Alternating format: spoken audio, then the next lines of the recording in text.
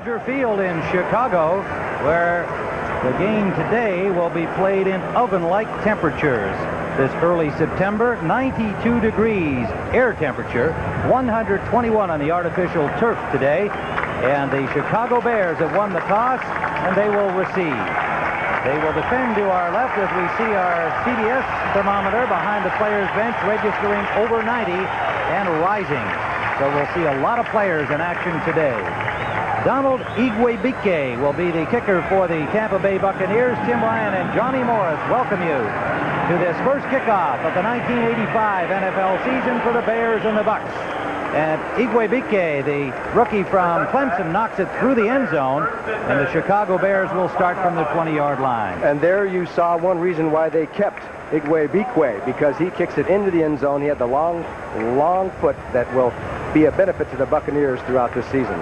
The Bears will start Jim McMahon, recovering from his kidney injury of a year ago. Walter Payton and Matt Suhey, the familiar running back pair. Willie Gault and Dennis McKinnon coming off surgery to his knee in July.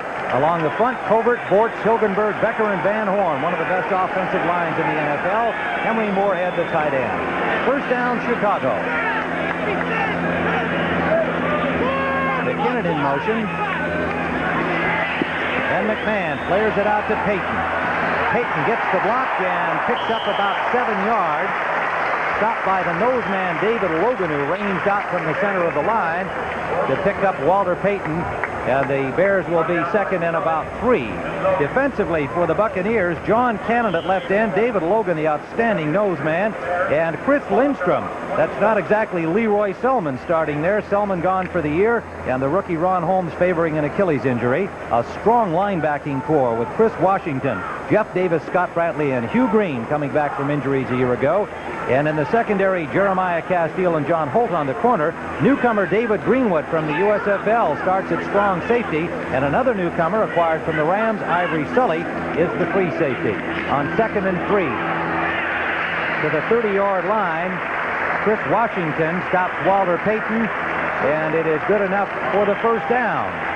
So the Bears have their first down of 1985. And there you're looking at the all-time rusher in the National Football League, 13,309 yards total. That's what he got last year. We're going to have quite a duel today with James Wilder against Walter Payton, two of the best in the business, and Lehman Bennett and his debut as a Tampa Bay Buccaneer coach. The Buccaneers were 1-3 in exhibition season, but Bennett had a history of doing well with Atlanta in the first game of the year. On first down, McMahon wants to throw, and he's got his man, Willie Gault. Close to the first down yardage, but I think just short by about a half yard. Let's see what the spot is. It'll be a long yard. Jeremiah Castile, number 23, pushed him out of bounds, and so the Bears will have second and, well, a little more than a yard. They'll spot it at the 39-yard line of Chicago. And that's one area where the Bears are going to try and improve this year. The passing game, especially on first down, the control-type passes, 10 yards out, hitches. They hadn't done it all that well during the exhibition season, but right that time you saw they come out through on first down against the Bucs defense. Gault is wide left, McKinnon wide right. Running backs in a wide throw set, and they bring Suhey inside, plowing for the first down. It appears he has it to about the 41, maybe the 42-yard line. Stacked up in the middle of the defensive front. John Cannon, the defensive end, number 78, and linebacker Hugh Green on the tackle. Suhey's numbers from a year ago. Payton, the primary ball carrier for the Bears, and that's reflected in the number of carries for Matt Suhey. From the 42-yard line, the opening offensive series of the regular season for Chicago. Their second first down out of the eye.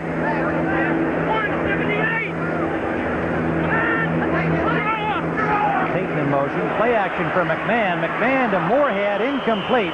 Pretty good rush on McMahon from the outside, led by Chris Lindstrom, number 71, and number 30, David Greenwood, coming from the secondary on a blitz. That's one thing the Bucs will do with you. They will blitz those safeties, sometimes on the first down situation. That time Greenwood was in there. McMahon had no time to throw the pass out. And, of course, that's where they have to do some improving as far as defense. It's hard to believe you have to talk about the Tampa Bay defense having to improve, but it was the offense that carried them a little bit more because of injuries and just a declining of the Tampa Bay defense over the past 2 or 3 years. So it is 2nd and 10 for Chicago. Peyton in motion. Suey inside. Bit of a miscue on the handoff. I don't think it would have made much difference, but you can see Jim McMahon, well, we can at the moment, as he was kind of shaking his hand as he and Suey collided on the handoff, and there was no gain on the play as Washington and Brantley put the stop on him. Plus, give some credit to John Cannon. He busted across the line of scrimmage, got inside the block, and messed up the play. John Cannon comes out. Ron Holmes, the rookie from Washington, their #1 choice this year, makes his first appearance. We expect a lot of substitutions because of the heat. 3rd and 10. Deep downfield for Willie Galt, incomplete. The ball was there, but right at the sideline, and Galt might have taken a look down to see whether he was going to be able to make the catch inbounds. So the Buccaneers have stopped the Bears. Holt had the coverage on Willie Galt, and Chicago will have to punt. There's Iron Mike Ditka, head coach of the Chicago Bears, who has made them a contender, coming here with a team that had not done well the previous year. Each year, the Bears have improved, and as you know, they won the Central Division title last year. And that could be a big job this year, right, Tim?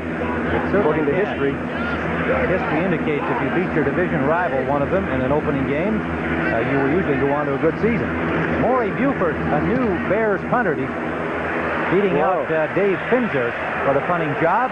Nails a good one inside the 10. And the return man is Leon Bright. Bright with a good return out to the 29-yard line for Tampa Bay. So Buford's good punt was well returned by Leon Bright for 20 yards. And Tim Reitman made the stop. We'll be right back with no score. Tim Ryan and Johnny Morris at Soldier Field in Chicago. A good punt return by Leon Bright, former New York Giant. Brought the Bucs to the 29-yard line. There is Lehman Bennett, after 2 years away from the game, got the itch, got the money, turned up in Tampa Bay, replacing John McKay. And he had a winning record at Atlanta, 46-41, made the playoffs 3 times, and I'm surprised he was out of the game for a couple of years, actually. We asked him what he'd been doing. Did he just go fishing, as fired coaches generally do? He said, did some of that. Also opened a recreational vehicle dealership in Atlanta. Became a businessman. On 1st down, DeBerg to Wilder. Wilder picks up about 5 yards, close to the 35-yard line, where Singletary and Wilbur Marshall made the tackle. Steve DeBerg, 6'3", 205-pounder from San Jose State, has James Wilder as his lone setback. Kevin House and Gerald Carter, 2 burners at wide receiver. Jerry Bell, the tight end, or the U-back, as Lehman Bennett calls him, and the front line, Yarno, Corson, Grimes, Sean Farrell at dandy, second-year man Ron Heller, and an outstanding tight end, number 88, Jimmy Giles. 2nd and 5 for the Buccaneers. Their opening offensive series of 85. Wilder again breaks a tackle and has running room. James Wilder to the 41-yard line of the Bears. Leslie Frazier and Steve McMichael finally pulled them down, but a 1st down, Tampa Bay. Good blocking in the offensive line, but there was a couple of missed tackles, and of course it's easy to miss a tackle against Wilder, who weighs 225 pounds. Gary Fensick, number 45, had his hands on him, but he busted away, took off down the field before Les Frazier and a host of Bears pulled Mr. Wilder down. He's carried the ball both times, one by pass, one by run, and of course that was the model last year for Tampa Bay. Look at that, 407 carries, a league record a year ago. 25-yard gain for Wilder. DeBerg on play action has Giles wide open. Jimmy Giles for a 1st down, Tampa Bay, all the way to the Chicago 22-yard line. Fensick and Dave Dewerson made the tackle there. And what a fake by DeBerg, and then a roll out to the action. Watch the fake to Wilder. Everybody clamps on Wilder. Now Giles, when he gets this ball, I thought he was going to lateral back to the quarterback. There's DeBerg, and he threw it to him, was just right behind him, but he just takes off down the field. He was wide open. Jimmy Giles, who will be playing more this year because he's going to be in on 3rd down situations with the new one-back offense. 17-yard gain, another Buccaneer 1st down. Singletary wildly organizing the Bears defense. Wilder takes it wide and gets to the 20-yard line for a gain of 3, where Singletary, number 50 for the Bears, made the tackle. Singletary was one of 3 Bears holdouts, the only one who came in. His defensive teammates, Todd Bell and Al Harris, no doubt looking in today. Defensively across the front, Hartenstein, McMichael, Dan Hampton, and NFL sack leader a year ago, Richard Dent. The linebacking core has been adjusted somewhat with Wilbur Marshall in place of Al Harris. And the secondary, Richardson, Frazier, Dave Dewerson in Todd Bell's spot, and Gary Fensick, the veteran free safety.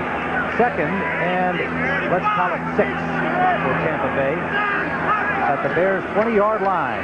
Wilder hit behind the line of scrimmage, breaks tackles, but is finally plowed down right at the 20 for little, if any, gain. But he shook off 2 Bear tacklers who had a chance to drop him for a loss. Singletary and Dewerson finally pulled him down. That's what you call penetration by the defensive line. Dan Hampton busted by Grimes at the center and just took care of any kind of coordination on that play.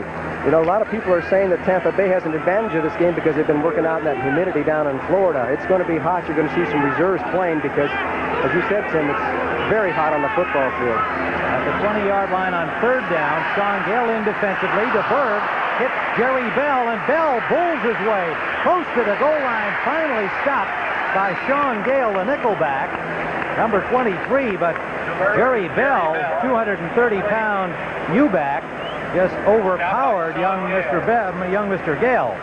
Well, it was Mike Richardson, number 27, who went for the interception there.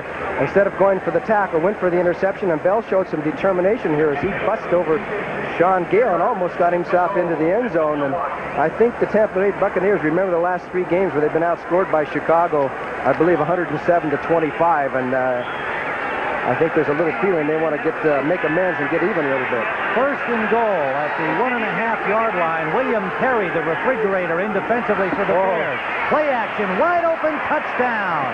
Beautiful play, well executed to Calvin McGee, the rookie tight end from Southern University, running out of the U-back position. Perfectly executed touchdown. There was a mistake in the defensive backfield because he's open right now. There's nobody even around him. And finally, DeBerg spots him and says, I better get the ball to him before it gets out of the end zone. Easy, nice, tough drive by the Tampa Bay Buccaneers. And, of course, we'll have to be talking about how much do the Bears miss those 2 defensive holdouts because it seemed like Tampa Bay romped right down the field. An impressive opening offensive series for the Tampa Bay Buccaneers. Igwe Bike has the point after, and so the Tampa Bay Buccaneers under Lehman Minutes strike first here in Chicago. DeBerg to McGee, 7-0 Tampa Bay. There is Bear defensive coordinator Buddy Ryan talking to his Vana defense, which was number 1 in the NFL last year, trying to figure out what went wrong, where the mistakes were made, because Tampa Bay confused the Bear defense during that entire drive. It was a beautiful drive, wasn't it, Tim? 71 yards and 7 plays, Johnny, and got to be a great feeling for Steve DeBerg and company with a somewhat reconstructed offensive line. George Yarno back from the USFL. Ron Heller, the second-year man from Penn State, playing hurt with a sore knee. Randy Grimes taking over for Steve Wilson at center, and they really just plowed their way down, and Igwe Bike knocks another one deep near the end line, and Ken Taylor elected not to bring it out, the rookie defensive back number 31. So Chicago will start again for the game, the Lionel Manuel. 1st down, Chicago Bears. Suey in motion. They give to Payton. Payton skips inside blockers, has Moorhead in front of him. Payton to the sideline. Over the 40 to the 42-yard line of Chicago. A 21-yard pickup for Walter Payton. Ivory Sully and Chris Washington, 44 and 51, made the tackle. It looks like Payton broke one of his shoulder pads there. He's changing clothes quickly, but on this draw play, he just great quickness as the Bucs actually had a defense, and he is so quick to the sidelines. Gives him that little strut, carrying the ball in one hand, little high knee, then he puts the ball away, and finally the Buccaneers come over and stop him. And you got to gang tackle Walter Payton. You got to gang tackle him or you are in big trouble. Well, while he fixes his shoulder pads, Dennis Gentry, number 29, the 4-year man from Baylor, comes in to replace him. He's in motion. Ken Marjoram in at wide receiver. Suey on the pitch shot. Suey cuts it upfield, fumbled the ball, but play had been whistled dead. At the 46-yard line, it'll be a 4-yard gain for the Chicago Bears, and Suey was lucky that they got a whistle. Hugh Green really put a hit on him, and Suey is really groggy. Calvin Thomas came on the field immediately to help his teammate off, and Thomas will go in to replace Matt Suey. Hugh Green had a series of injuries last year, one of them off field from an automobile accident, is at 100% and raring to go. Hugh Green is 53 now. You're going to see what happens. Suey cuts back up the field and then runs into the pursuit back the other side. We'll have to see if he gets hit in the head because they seem to be kind of groggy and dizzy. He just got hit by a couple of big boys, one of them being Hugh Green. So Suey getting some attention on the Bears bench. Calvin Thomas is in the ball game, number 33 at fullback. Second and a long 5. Short drop, quick pitch out to Willie Galt. Galt trying to get away from John Holt, number 21, but Holt pulls him down. However, Chicago picks up a first down at the Buccaneer 42-yard line. And now Chicago Bears at the Tampa Bay 42. Second offensive series for Chicago. They trail 7-0. The Buccaneers scoring on their opening drive. McKinnon in motion. They give us to Payton. Payton dances his way to the 35-yard line at Tampa Bay for a pickup of nearly 7. Hugh Green and Ivory Sully, the former Los Angeles Ram, made the tackle for the Buccaneers. Payton with 33 yards on 3 carries. Wilder has 29 yards on 3 carries for the Buccaneers, including a 25-yarder that led to the Tampa score. There's Matt Suey back on his feet, so I think it really was you can get knocked in the head and kind of lose consciousness for 3 or 4 seconds, rings your bell, and then usually you kind of, the cobwebs shake out and you're okay. It appears he's okay. Early action, John Cannon, number 78, whether he was drawn over, and he may well have been, by his opposite number 78, Keith Van Horn. We'll find out from our referee today, Gene Barth. Well, they called 79. They called it on Kurt Becker, the guard, rather than Van Horn. Van Horn and the 278, John Cannon, were talking about it. And Van Horn said, "You did it." He pointed at him and said, "You did it." Becker just went. And Becker says, "How did I get involved?" That's great. Becker says, "Hey, I might lose a point in my grading system for that. Let's get the right man here." So he passed it off on the guilty party, Van Horn, his teammate to his right. That'll be subject of some post-game discussion between the two, I'm sure. Turns into a 1-yard gain on the play. 2nd and 9. Chicago at the Tampa Bay 40-yard line. McMahon, McKinnon. First down Bears to the Tampa 30-yard line. Jeremiah Castillo, the 3-year man from Alabama, made the tackle. It appears that Dennis McKinnon's knee is okay. Now, he actually falls down and slips as he goes down the field, slips down, gets back up. The timing was perfect between McMahon and McKinnon, and finally it's Castillo who has to make the tackle, as Dennis McKinnon's been playing with a sore knee. McMahon is 4 of 6. Steve DeBerg was 3 of 3 on the scoring drive opening the offensive series for the Tampa Bay Buccaneers. The Bears in Bucs territory at the 30-yard line. Slot formation right. Walter Payton behind Becker. Good defensive reaction by the Buccaneers, driving him out of bounds. The linebackers and the nose man, Dave Logan. Number 58, Jeff Davis, over there out of bounds with Logan, number 76. Payton picked up 3 yards. It'll be 2nd and 7. The Bears fans thought it was a little bit rough on the sidelines. I'll tell you, number 78 Van Horn and number 78 Cannon are having a real battle. Once again, they went at it on that play. As you look at Mike Ditka, who used to go at it with everybody. An offensive intimidator when he was a player, and usually your intimidators are on defense. But he was an offensive intimidator. The Buccaneers have rookie Ron Holmes in at right defensive end, number 90, the number 1 choice from Washington, bothered with an Achilles injury. 2nd down. McMahon gets time. Wobbly pass for McKinnon, incomplete. On the coverage, number 44, Ivory Sully, coming up, ready to put a wrap on McKinnon. The pass not well thrown, and McKinnon unable to pull it in. I think maybe Jeff Davis might have ticked that ball. The linebacker dropping off. He got his hand up there, and he might have ticked it. 7-0. And it is 3rd down here, and nearly 8 yards to go. Out of the shotgun, flags are down. The pass to Payton makes a good one-hander. Payton has first down yardage and is hit just inside the 20-yard line by Ivory Sully. but a flag was down before the pass was thrown. I think David Logan might have jumped offsides unless he was drawn offside. It was 76 who came across the line of scrimmage, so I imagine it will be declined. Defense, 56, offside, penalty refused, first down. The offside penalty against the Buccaneers declined by Chicago, and they'll have first down on the game just inside the 20-yard line of Tampa Bay. Defensive substitutions for the Bucs now on first down. Jim McMahon, you saw his haircut if you saw the opening of our telecast today. Something he decided to do during training camp out of boredom in Platteville, Wisconsin. Down, it's Walter Payton trying to get wide, and good defensive work again by Tampa Bay. Coming up to force the play, David Greenwood, number 30. Even though he was blocked, he forced Payton to change his direction. You called it right. It was Greenwood who came across. He was going to be blocked by Colbert. The left tackle pulling on that play from the left side all the way to the right on a right-end run, and Greenwood, who's playing his first game for the Tampa Bay Buccaneers, got across the line of scrimmage, took the hit, and messed up the play. Loss of a yard, as it turned out. Good work by Greenwood. The tackle was made by Jeff Davis, number 58. Greenwood, a rookie from Wisconsin, a rookie in the NFL, has been playing in the USFL. His rights were owned by New Orleans, acquired in a deal by the Bucs this past week. Play action, good fake by McMahon, and touchdown, Dennis McKinnon.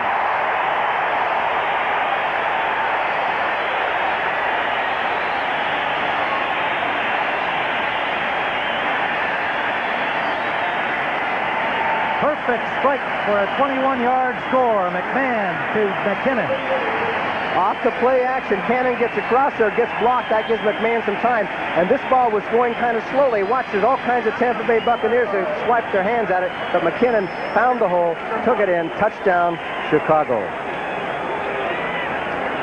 There is Dennis McKinnon coming off the knee surgery in July and still getting very special care. He didn't practice every day this past week for Chicago, but says he feels no ill effects. And the new place kicker for the Chicago Bears, Kevin Butler, makes his first appearance. And we have a tie football game with 2:49 remaining in the first quarter. The Bucs 7, the Bears 7. Well, there is Dennis McKinnon, the third-year man, a free agent from Florida State in 1983, and a 21-yard touchdown score. The Bears moving 80 yards following the Tampa Bay kickoff. It took them 10 plays. They used up 5:05 on the clock, and we have a tie game. Kevin Butler, the rookie from Georgia, kicks off for the Bears. It comes down inside the goal line and is taken by Phil Freeman, a Buccaneer rookie who's got running room. Freeman is tackled by the kicker, Butler, at the Bear 45-yard line. A 57-yard return by Phil Freeman, a rookie wide receiver converted from running back, which he had been at Arizona, the fifth choice of Tampa Bay this year. Okay, he took the ball on the goal line, hit right up the middle, and then turns on the speed. He's a former running back, as you know. Finds the crease behind the four horsemen, then puts a move on 48 Reggie Phillips and turns on the speed, and only the kicker, Butler, was the only man who had a chance to get him, and he had the angle on him, knocked him out of bounds on the sidelines. But this is going to be a heck of a football game. Tampa Bay Buccaneers have come here to play football.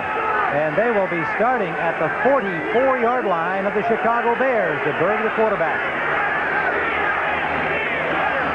Passing on first down, going deep. He's got a man open. Touchdown, Kevin House. 44-yard touchdown. Steve DeBerg to Kevin House on first down, and the Buccaneers are back in front. What speed by Kevin House. He beat Mike Richardson and Steve DeBerg, who couldn't hit anybody last week.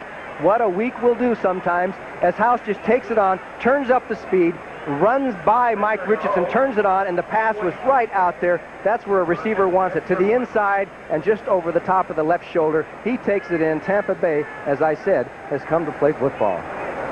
A sensational touchdown play following a sensational kick return by the rookie Freeman, and then DeBerg right on the money to the speedy Kevin House.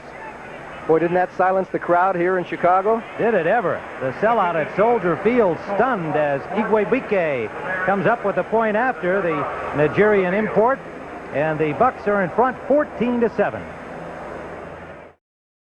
Tim Ryan with Johnny Morris, a picture touchdown, Johnny. Yes, it was a regular 5-step drop back, good pass blocking by the Bucks, and a perfect pass, just the old fly pattern, and you depend on your receiver to beat the cornerback who was man for man on the coverage, and that was a classic. If you're going to beat the Chicago Bear defense, you beat them that way, because they give you a lot of one-on-one coverage on the corners. And the one on the one was number 27, Mike Richardson. Just was beaten cleanly by the speedy Kevin House, who does that to a lot of guys one-on-one. They must have been watching the game films. Richardson got beat last week on a one-on-one situation. And that was somewhat history-making, that series of 2 plays by Tampa Bay. Look at Igwe just drilled it not only through the end zone, but right into the stands. And I think through the uprights. Wow, that's impressive. You know, they could put in a new rule. If you kick off and it goes between the uprights, give you 1 point or something like that. You know, let's spice up the game. Yeah, he is from Anambra, Nigeria, and was brought to Clemson by a friend of his from his childhood, Obed Ariri, and wound up beating out Ariri as the kicker for the Buccaneers. So I don't know whether they're still talking to each other or not. Oh, yes, they are. Ariri will probably turn up on somebody else's roster. First down, Chicago from the 20-yard line, as Igwe has not given them anything else to work with. They're starting from the 20 again. Thomas and Payton, the running backs. Walter Payton trying the inside, off tackle to the right. A gain of about 6 yards to the 26-yard line. It'll be 2nd and 4 as Cannon and David Greenwood made the tackle on Walter Payton. And you can see our official temperature on our official thermometer. That's 94 degrees, but of course it's much harder out on the carpet, and this will be a factor, I think, more in the second half. Wouldn't you have to imagine? It's hot when you're down on that carpet. They say about 120. Definitely going to have some effect as the game goes on. That thermometer mounted just behind the Bears players' bench on the near side of the stadium. So it is 2nd and 3, Chicago. Calvin Thomas appears to have gained the first down over the 30 to the 32-yard line. Stacked up by the middle of the defense of the Buccaneers, with Jeff Davis and David Logan making the tackle. And something new at Soldier Field is air conditioners. Because it is so hot, they have put air conditioners down by the benches. It throws out air at about 60 degrees, dehumidified air, and it's also on the other side for the Tampa Bay Buccaneers. They've never had that here before. Usually they had just fans. They decided because it was so hot, they would try and help the players a little bit. I don't know how much it helps. First down, Bears from their own 32-yard line in the I formation. Matt Suey has not returned from that bell ringer administered by Hugh Green. This is Calvin Thomas running hard, and Thomas picks up about 5, maybe 6 yards running straight ahead. Thomas reported a little heavy to the training camp this year, and is certainly playing over his listed weight of 220, but seems to be perambulating quite effectively. Well, he is still in there, so Matt Stewie must be a little bit dizzy still. Thomas, of course, has 2 bad shoulders. He's had to run more straight up because of shoulder injuries, and there is Matt Stewie, who is trying to gather his thoughts. So it'll be 2nd and 4, a 6-yard pickup by Thomas. The ball at the Bears' 37-yard line. They trail 14-7 as the Buccaneers struck quickly following the kickoff return by Freeman. McMahon forced from the pocket, and then it's sacked. First sack of the day by either team at the 35-yard line, a loss of 2. Jeff Davis, number 58, made the tackle on him. A loss of 2. They brought a lot of people that time. Jeff Davis and Keith Browner, everybody putting the blitz on as they force McMahon to run through in the pocket, and there's a whole bunch of linebackers to pick him up. So a pretty good pass rush. Fair coverage downfield. McMahon could not find a receiver. So the gun sounds ending the first period of play here at Soldier Field in Chicago, with the Buccaneers 14 and Chicago 7. Tim Ryan and Johnny Morris at Soldier Field in Chicago. The Bears begin the second quarter. 3rd down and 7. A 4-man front now for Tampa Bay, showing something different with Green and Washington, the lone linebackers, on 3rd down. And the pass for McKinnon incomplete. Close coverage on him by Paul Dombrowski, the nickelback, another new acquisition to the Buccaneers secondary. A 6-year man from tiny Linfield College in Oregon, picked up on waivers from the Patriots this year. The Bears asked for trouble on that one because they had Marjoram and McKinnon close together, 2 receivers right there at the same spot, and that drew a crowd, and Dombrowski made the play. So Tampa Bay's going to get the Ball back. Maury Buford, number 6, comes in to punt. Acquired in a trade from San Diego. He's standing at the Bears' 20-yard line. And it is Leon Bright. And it looked like he might have lost that in the sun. Let it bounce behind him, and unfortunately for Bright, it went into the goal line. That was kind of an interesting thing. It looked like he ducked his head as though he lost it in the sun and seemed to be still bothered his eyes after the ball bounced behind him, but it did go into the end zone. 65-yard punt by Buford. A flag down upfield at the 40-yard line of Tampa Bay. It's going to be against Chicago, but I believe that Tampa Bay is going to refuse and just take the ball. Illegal motion, the signal against the Chicago Bears. See, that's one thing you have to do in Soldier Field when you practice fielding punts. The sun is a factor in that direction, but there's ways that you can field a punt and get your body positioned so you don't lose it in the sun. They were very lucky in that situation because the ball, of course, it was a penalty, but the ball went on into the end zone.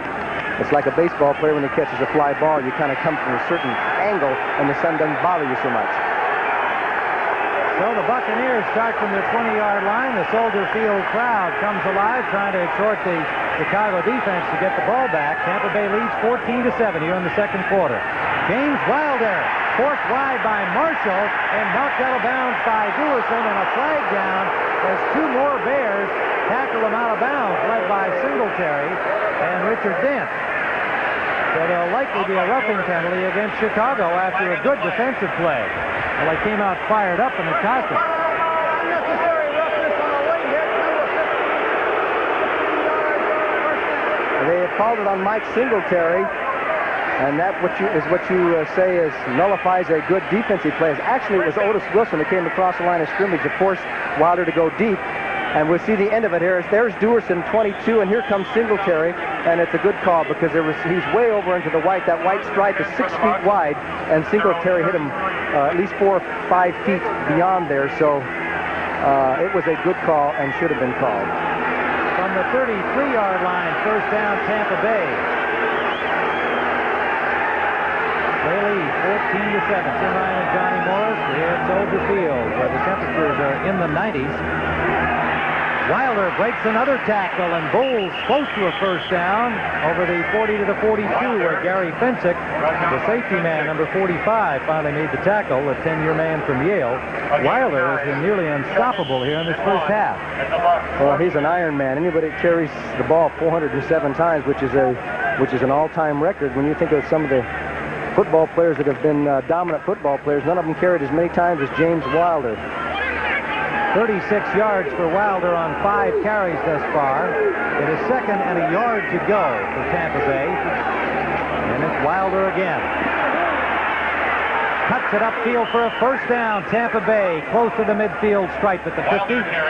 And Gary Fensick again having to make the tackle deep in the Bears secondary. And it was Jimmy Giles who threw the block to allow Wilder to delay and then cut up the field. He had Wilbur Marshall, stayed with him, then kicked him out as Wilder moved up the field. So Jimmy Giles throwing a few blocks out there. Gene Sanders has come in at left guard for the Buccaneers, replacing Steve Corson. Sanders, number 74, 7-year veteran from Texas A&M. First down, Tampa Bay. Steve DeBerg, 5 for 5 so far today for Tampa. 46 defense for the Bears. Short drop. Flares it out for Gerald Carter, complete for a gain of 4. Hit immediately by Leslie Frazier, number 21. DeBerg is 6 for 6. His touchdown pass was the longest of his career as a Buccaneer, a 44-yard strike to Kevin House. Have you noticed most of the Tampa Bay passes have been from the short drop? In other words, you're not giving the Bears a chance to tee off on their blitz or with their good pass rushers, trying to get rid of the ball. Even on the long pass, the 44-yard touchdown pass, he just dropped back quickly, threw it up and over before the rush had a chance to get there. Good strategy by Tampa Bay. The gain turns into a 4-yard mark. It is 2nd and 6 for Tampa Bay. In Bears territory, and early action on the left side of the Bears defensive line. Flags are down. Hartenstein jumped. False start on the quarterback. Illegal movement, 17. And the reason he jumped was Steve DeBerg was charged with a false start, illegal movement. Usually jerking your head up or making some kind of a motion, Illegal perhaps movement by the quarterback. stepping back. Penalty, still second down. And Gene Barth. They put that rule in a few years ago. Remember when some of the quarterbacks used to jerk their heads or whatever they could do to change their inflection to pull them off sides, and they finally decided they had to control that. So the loss of 5 makes it 2nd and nearly 11 back in Tampa Bay territory at their own 49. Slot formation left, the U-back Bell on the wing. DeBerg, whoa, what a catch by Carter. No, he couldn't hold on. Nice try by Gerald Carter, number 87. A diving attempt with coverage from Richardson, but the ball hit the turf. Gerald Carter's had some big games against the Chicago Bears. He got 21 passes in the last 4 times that they've played each other. He had a big bomb against Chicago in the early in the season last year. Theo Bell comes in to give the Buccaneers 3 wide receivers. Jerry Bell, the U-back, comes out.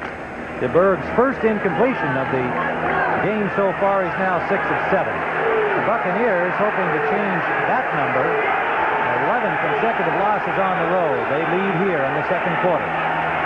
3rd down. They give it to Wilder. Wilder is stopped short of the first down by 5 or 6 yards as Singletary made the tackle on him, and Dan Hampton, number 99.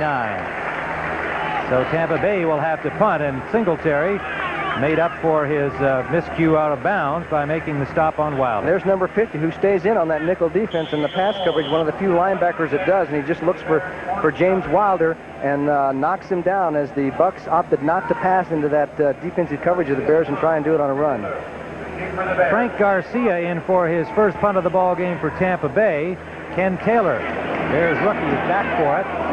Garcia nails that one. Comes down at the 5, but bounces upfield. And there's a loose ball near the 10-yard line, picked up by the Buccaneers, taken into the end zone by Ivory Sully, number 44, but he cannot, in that situation, take the ball in for a touchdown. He cannot advance it, but the Buccaneers have the ball. First down at the Chicago 11-yard line. How about those turn of events? You cannot, it was a muff, like you say, he never had possession, so you can't take it in for the touchdown. Ball was touched by the receiving team, recovered by the kicking team, but he cannot advance. It's their ball, first down. And it was touched by the rookie Taylor, who saw the ball go over his head. He thought it would be a touchback, but watch the bounce. It hit him right in the chest. He was surprised, I'm sure, to see the ball come back upfield because it was headed toward the end zone. And there's Sully picking up the loose ball, and it's Tampa with a great opportunity here. First down at the 11-yard line of Chicago, and they lead 14-7 with 11:37 remaining in the first half. Lone setback is Wilder. He has the ball. No play action. Nice fake. Touchdown, Jerry Bell. Steve DeBerg with a beautiful fake, and Jerry Bell wide open as the Bears twice now have left receivers wide open for scores. Just tremendous faking, and of course Wilder takes the ball so much as a counter, and you can see everybody goes for James Wilder, and Bell is, God, he is so open, it's hard to analyze it. A mistake on the defense somewhere. So Tampa Bay, again, taking advantage. Right after the big play, they had a 57-yard kickoff return by rookie Phil Freeman. They struck on first down with a 44-yard bomb to house. Here they recover on the muff punt return by the Bears as Webike connects on the point after. And on first down, DeBerg hits Jerry Bell, and it is 21-7 Tampa Bay. You're in for some real serious tennis excitement today.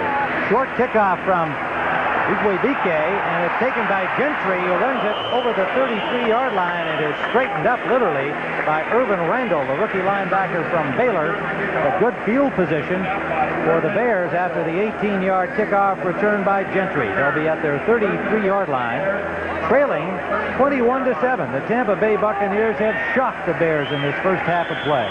They got a big break, and they took advantage of it. On that punt, if you had seen that punt, you'd never believe that it would have gone backwards because it was coming at such a line drive, but sometimes the point of the ball hits a certain way. They got a break.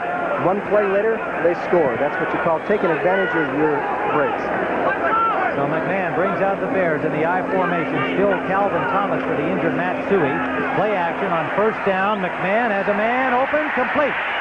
Willie Galt at the 45-yard line of Tampa Bay. And on the coverage and the tackle, Jeremiah Castile, a 22-yard pickup. Olympic speed for Willie Galt. Jeremiah Castile is going to give him plenty of room. Look at the room between Galt and Castile, and then he gets him going backwards, comes back, falls. The pass was perfect for McMahon. That's what you call timing on the precision passing game. First down at the 45, and chatting with Willie Galt yesterday, he's eager to catch more passes than he has in the past. He feels somewhat demeaned. He thinks people still don't accept him as a football player and a top NFL receiver. But he says, I'll play my role. I'd like to get those bombs, and I'd like to get those possession plays. First down. Man open is Galt. Oh, he dropped the ball. Perfect pass from McMahon to Galt, who had everybody beat, and he dropped the ball.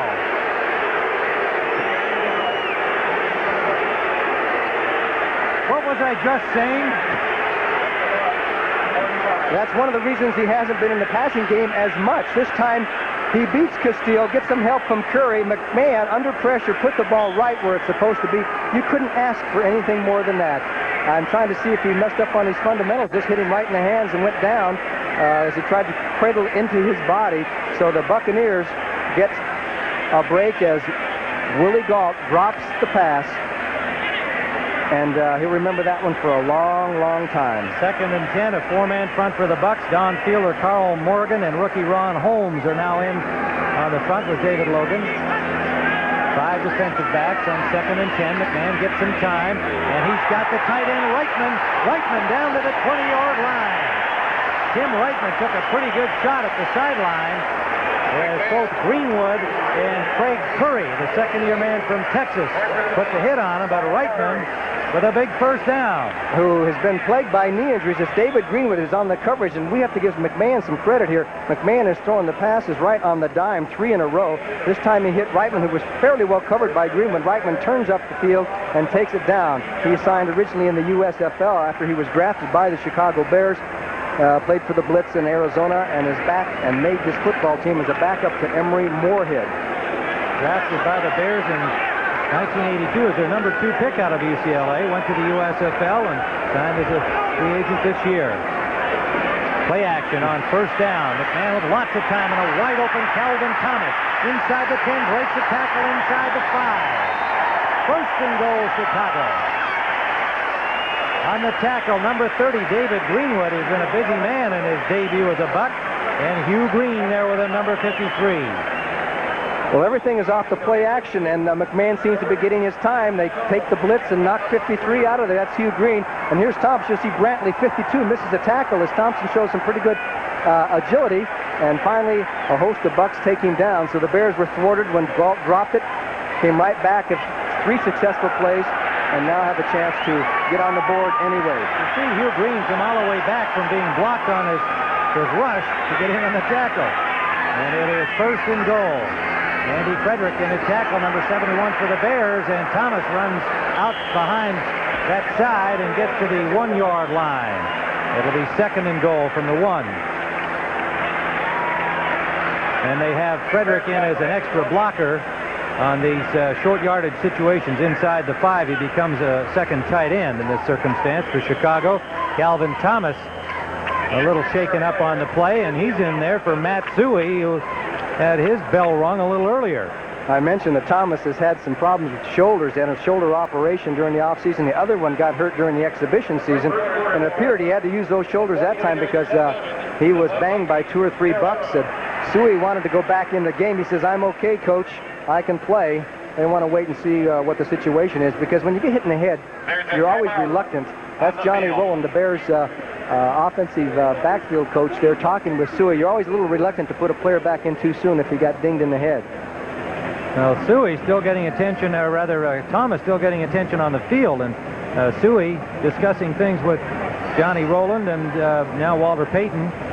And Matt says, hey, I can handle this. I'm fine. Let me go get it in the end zone. The ball's been spotted inside the 1-yard line.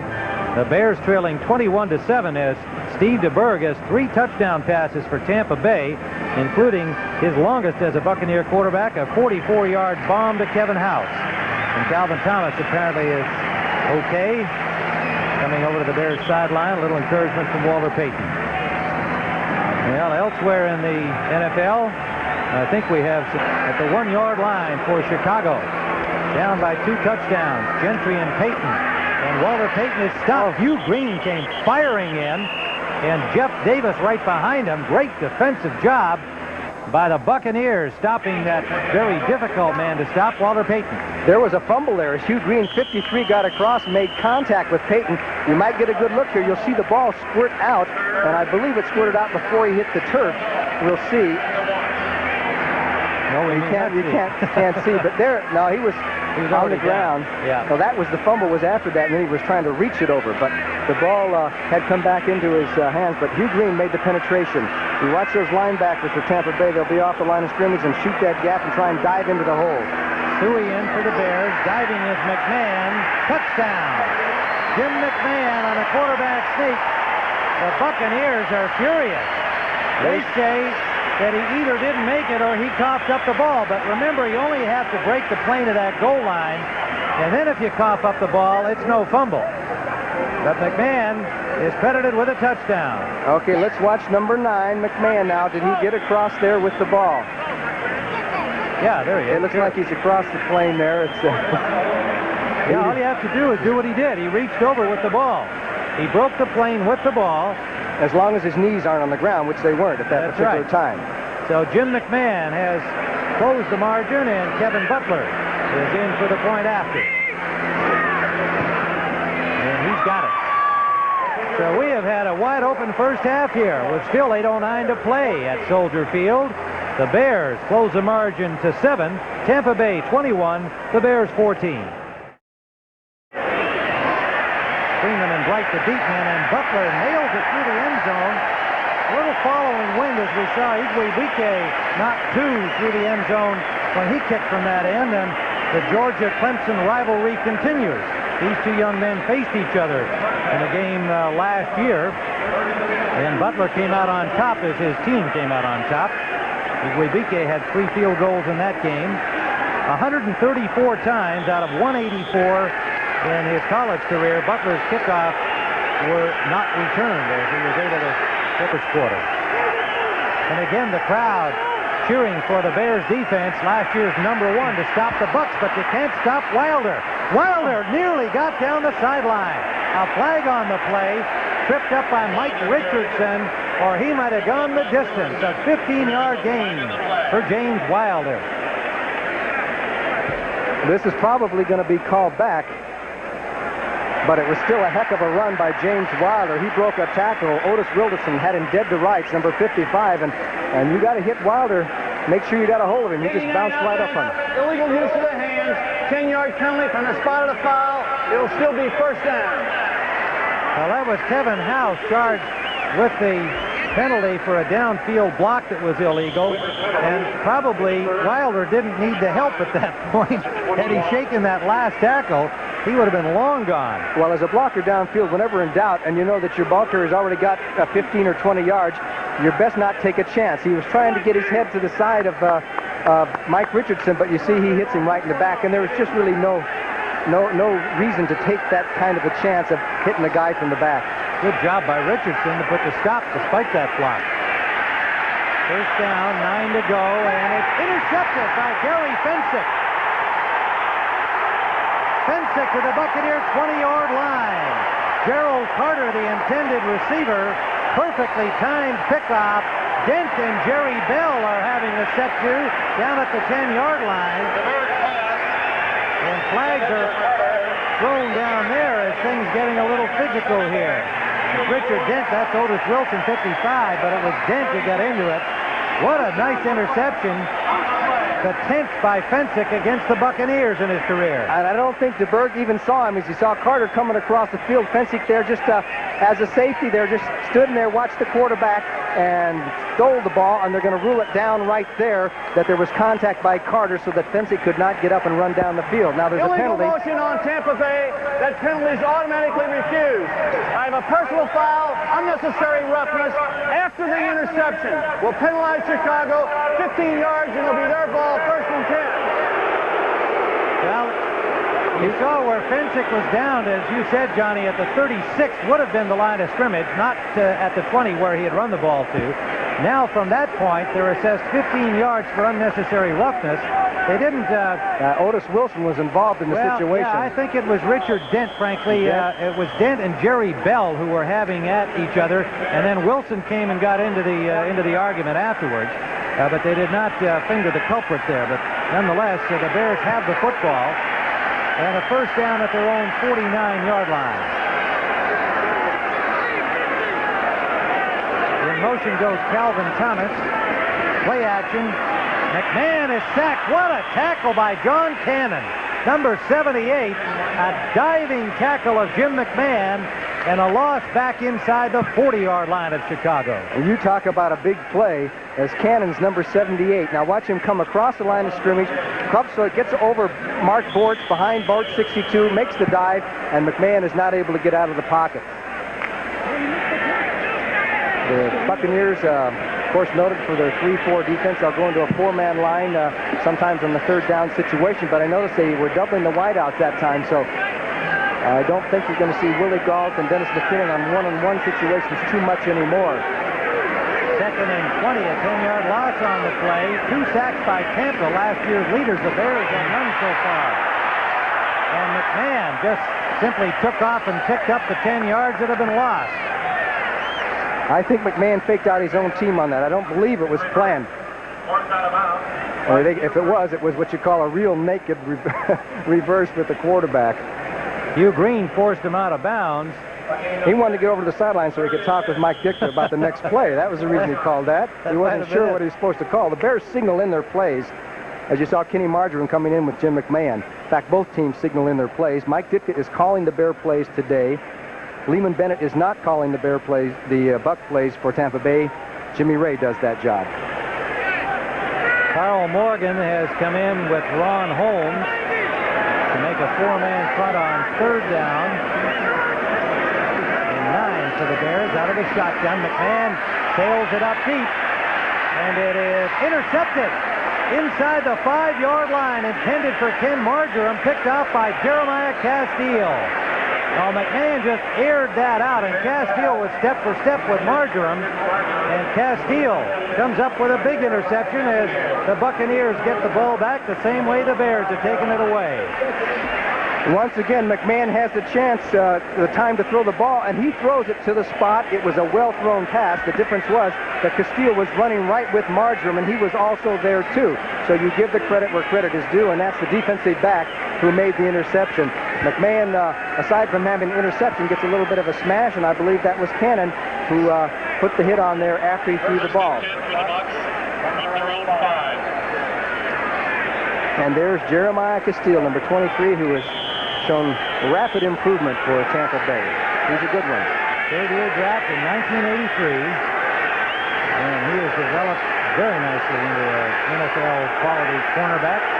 So Tampa Bay starts deep in their own end from the 4-yard line. Steve DeBerg, 7 of 9, 3 touchdown passes, 1 interception. Wilder, the workhorse, dives over the 5-yard line to about the 7. Mike Singletary up into them there, number 50 for the Bears. They'll spot it close to the 8-yard line. The Bears were in their 46 defense, and it seems that every time they get into it, Tampa Bay has run towards the side where the linebackers are, where they move 58 Marshall up there inside of 55 Otis Wilson. It's kind of, everybody calls it a crazy defense, but it seems that the Bucs are running straight at it when they see the 46 defense. It's named 46 for a former Bear, Doug Plank, who used to be a defensive back with the Bears.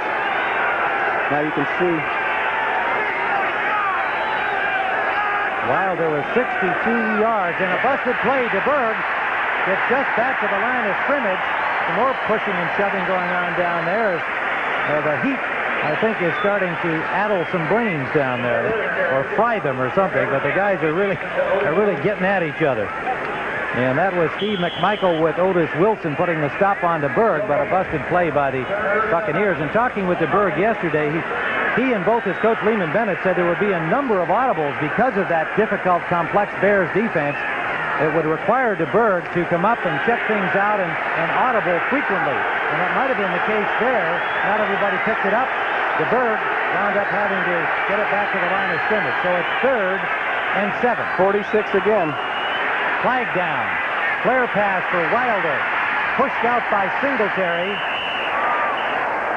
And Wilbur Marshall and Giles going at each other again. Otis Wilson looked like he got across the line of scrimmage a little too soon. Now, whether he was pulled up, I don't know. He was the one that moved first, if that's the call. Gene Barth signals offside against the Bears. The yardage will not give them a first down, however. So I'm sure they'll take the penalty and have a more reasonable 3rd down situation. Defense, number 57 offside, 5-yard penalty, still 3rd down. So it'll be 3rd and about 2. There's Otis Wilson arguing that they'll include a U.S. Open preview of the singles final between McEnroe and Wendell. There is Jim Perry, number 72. The refrigerator, as Johnny Morris just referred to him, his college nickname at Clemson, number 72 on the short yardage. The pitch out, and the Bears bury him. Back at the 13-yard line, Dan Hampton drops Wilder for a loss. Otis Wilson was there, along with Hampton. Wilder has now carried 10 times in this first half. There's William Perry, number 72, 330 pounds of romping, stomping dynamite. He's going to be playing on short yardage situation. The Buccaneers could use a good punt here. From the end zone, Frank Garcia. With Ken Taylor, the rookie, waiting for it at the Bears 48. High punt. Fair catch signaled by Taylor at the 48-yard line of the Chicago Bears. A 40-yard punt. 4:12 remaining in the first half. Tampa 21, the Bears 14.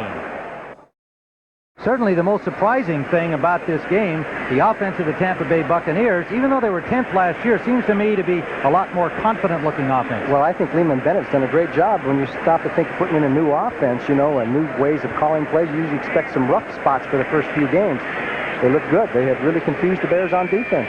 Steve DeBerg said yesterday when we chatted to him that he didn't want to have to compete with a ghost again. He had to do that with Joe Montana at San Francisco, with John Elway at Denver, and now the specter of Steve Young looms behind him. He said, I could just go out there and play my game without thinking about anybody else. Today, so far, Steve DeBerg is doing all that anybody could expect of a quarterback. He has his team in front 21-14 with 3 touchdown passes. And there is Steve DeBerg. And he knows full well that his Tampa Bay team is trying to sign Steve Young and get him in uniform. All right, the Bears first down. Complete to Moorhead. Moorhead inside the 30-yard line, and a first down for the Bears. Ivory Sully making the tackle at the 28-yard line of Tampa Bay. They will spot the ball, a 23-yard gain. And this time the Tampa Bay Buccaneers were a little late on their coverage. You see Moorhead, the tight end, just running an angle towards the sideline. The wide receiver cut inside, and Sully was over late to be on the coverage, and it was a one-on-one situation as Emery Moorhead took it down the sidelines, and the Bears are in striking distance once again. So the pressure has switched on now to Tampa Bay's defense. Craig Curry has come in to replace Ivory Sully on first down at the Tampa Bay 22. They fake the pitch out, and Matt Suey back in the game has his first carry since running into Hugh Green back in the first period. And Suey picks up 5. Green again putting the tackle on him. I'm sure Matt would have been happier to look up and see another number other than 53. Now McMahon, you can see there, number 9, just took the signals from Steve Fuller, the Bears' backup quarterback. And that helps any team, both Tampa Bay and Chicago, get to the line of scrimmage a little sooner and gives a quarterback more chance to call audibles, time to do something. Doesn't have to worry about that 30-second clock as much. That was generous on the 5-yard gain. It's 3 for Matt Suey, 2nd and 7. Gets time and intended for McKinnon. Good defensive coverage by John Holt, number 21, the 5-year man from West Texas State. It'll be third down. Third down play. 5 defensive backs in on the passing down. McMahon has lots of time, but it's tipped, intended for McKinnon. And it might have been Ron Holmes, the rookie, who got a hand on that, number 90. The Bears had a free play there because it looked like somebody jumped off for Tampa Bay. Well, flag down, you're right. Number Holmes. 90 defense, offside, 5-yard penalty, still third down. Well, that was Holmes, the rookie from Washington. And he's not really 100% ready to go. He's been bothered with an Achilles injury during the preseason. The man they had hoped could replace Leroy Selman, who's gone at least for the year with a back injury. And they're hoping this number 1 choice could perhaps become another Leroy Selman. That's hardly possible, I guess, but Holmes, a very highly regarded rookie. 2 tight ends in for the Bears, Moorhead and Reitman, and then they send in Andy Frederick as a blocking tight end. 3rd and 2 on the short yardage situation. And the give is to Suey, and Suey is stopped at the line of scrimmage. They'll be well short, at least a yard, but with 1 more down to go. Good job by the Bucs, and it was Ron Holmes, number 90, who piled up the traffic. Young man we were just talking about, 6'4", 255-pounder. Now you can see the official wheeling his arm as Mike Ditka sends in the field goal team. The play has already begun. They're already down to only 17 seconds, and that's one way they're trying to speed up the action in a football game. Kevin Butler will have the ball spotted at the 28-yard line for a 38-yard attempt. Steve Fuller will hold. Butler's first field goal attempt as a Chicago Bear, and he has it. A 38-yard field goal for Kevin Butler, the man who sent the popular Bob Thomas away from the Bears after a 10-year career with Chicago.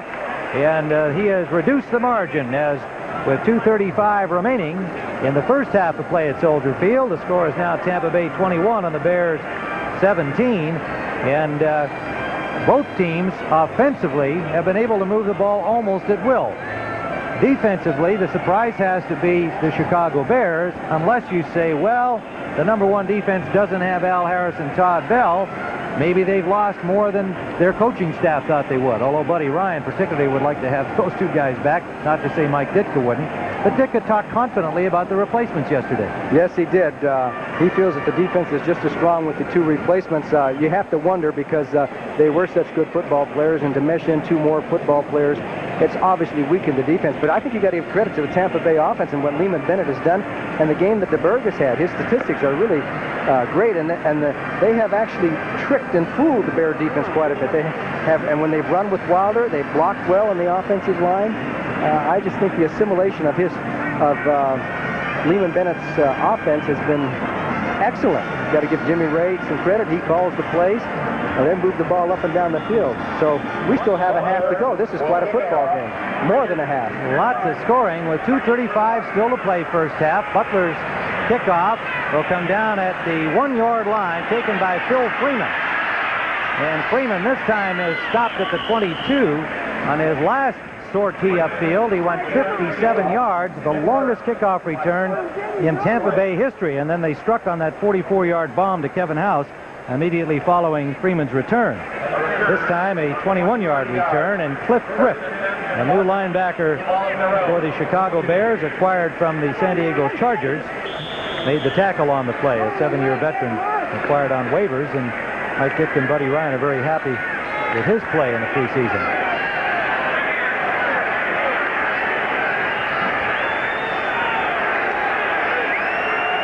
First down, Tampa Bay from their 21.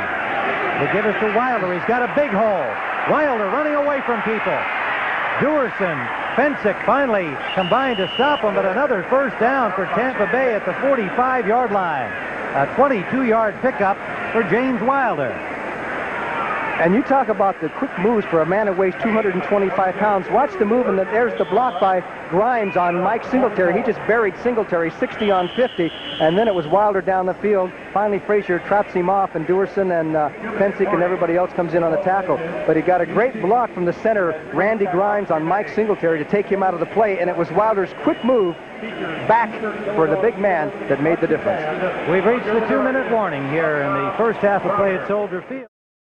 There's Lehman Bennett on the sidelines, his offensive coordinator on the right of your screen. The white visor is Jimmy Ray. He says this beats the heck out of selling motorhomes, huh? Well, he said, I missed it and I didn't. You're away from something and you make a choice. He was still being paid by Atlanta, and he kind of enjoyed learning about the business world. But he said, I'm real happy to be back, and it felt like I was never really away. This is Wilder on first down. Wilder plows for about 4 yards. It'll be 2nd and 6, and Wilder has carried 12 times already for 87 yards. Marshall and Singletary on the tackle. Now you can see DeBerg is calling the plays a hurry-up offense, and that's one thing that Lehman Bennett has asked of his quarterbacks. They call a lot more of the play. We'll get into that in a moment. 2nd down, a long 5, and the pass out to Jerry Bell, and a flag on the play. Apparently, whether Bell was roughed out of bounds or not, we'll wait and see. Mike Ditka not too happy about that call. It looked like he was stopped just short of the first down on the pass. Mike Ditka. Personal foul, late hit out of bounds, number 58 defense, 15 yards.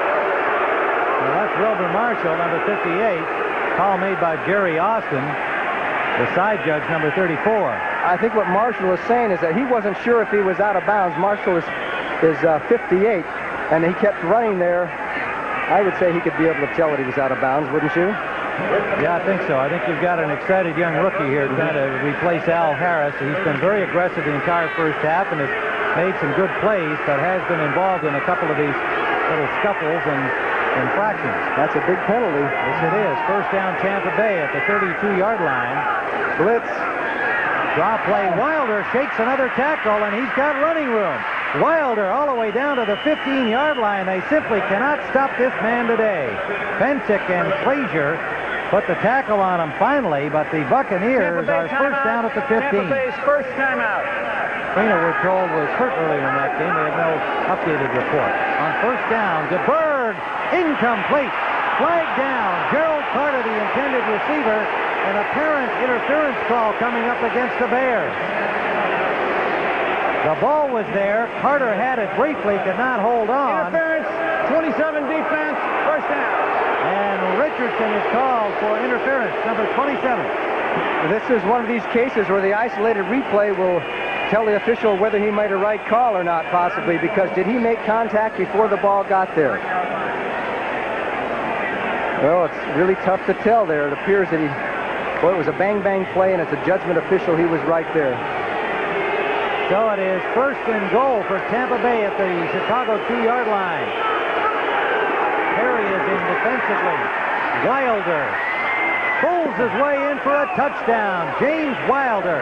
3 Bears hit him, but they could not stop him short of the line. Duerson was there.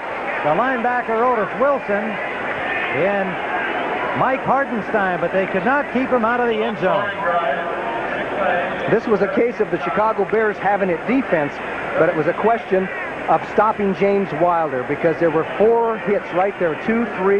Here comes the 4th hit right there by Dent, and Wilder still bulled his way into the end zone. That's determination.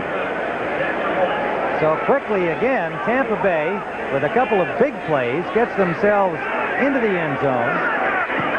And the point after try by Igwe Bigwe, and it is now suddenly a 28-17 ball game with the Tampa Bay Buccaneers rolling offensively, taking advantage of opportunities, making the big plays, and opening the lead to 28-17 with 1:09 to play in the first half.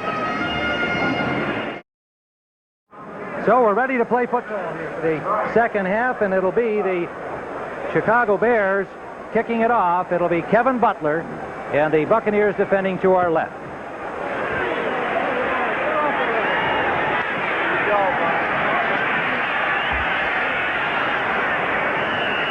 and the Buccaneers get it out to the 25-yard line. Leon Bright, number 29, played in the Canadian Football League and then with the New York Giants and turned up with the Bucs as a free agent in 1984 and one of the real good kick and punt returners. So as we were saying at halftime there, our stats are slightly different than what we gave you. 234 yards of total offense for the Chicago Bears, but they trail on the scoreboard as the Buccaneers have been able to stop them in several of the big situations. And DeBerg is throwing 8 for 10. That's 80%. That's not bad. McMahon is 13 of 21, so both quarterbacks have pretty good statistics. Now the Bears go into their 46th defense now. And that defense doesn't look like the league's number one, at least in the first half. First down, DeBerg finds the open man, Carter. Sideline pass, Richardson on the coverage. Pickup of 5, maybe 6 yards. DeBerg with 3 touchdown passes in the first half, 1 interception. Each team had an interception. Fensick for the Bears, Castile for the Buccaneers. That was on a long bomb, a well-thrown ball by Jim McMahon, but Castile had real good coverage on Ken Marjoram.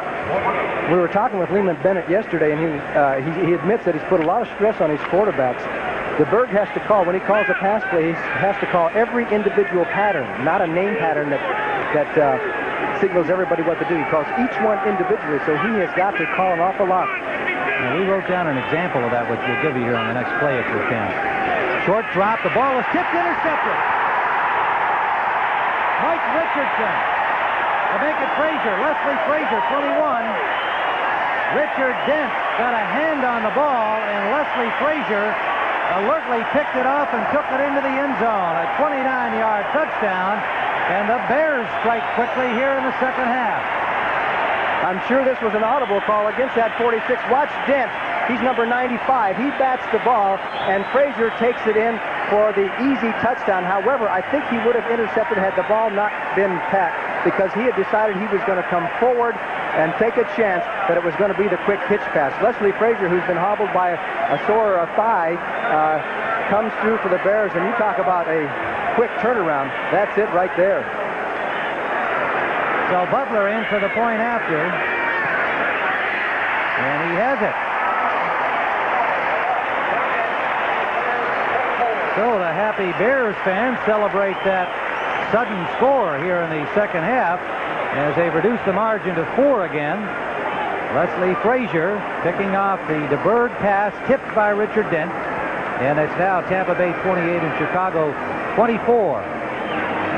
So the Bears will kick it off. We talked about the fact that was probably an audible, Johnny. You mentioned that. And you had talked about how DeBerg has all the responsibility. Let me just give you an example here.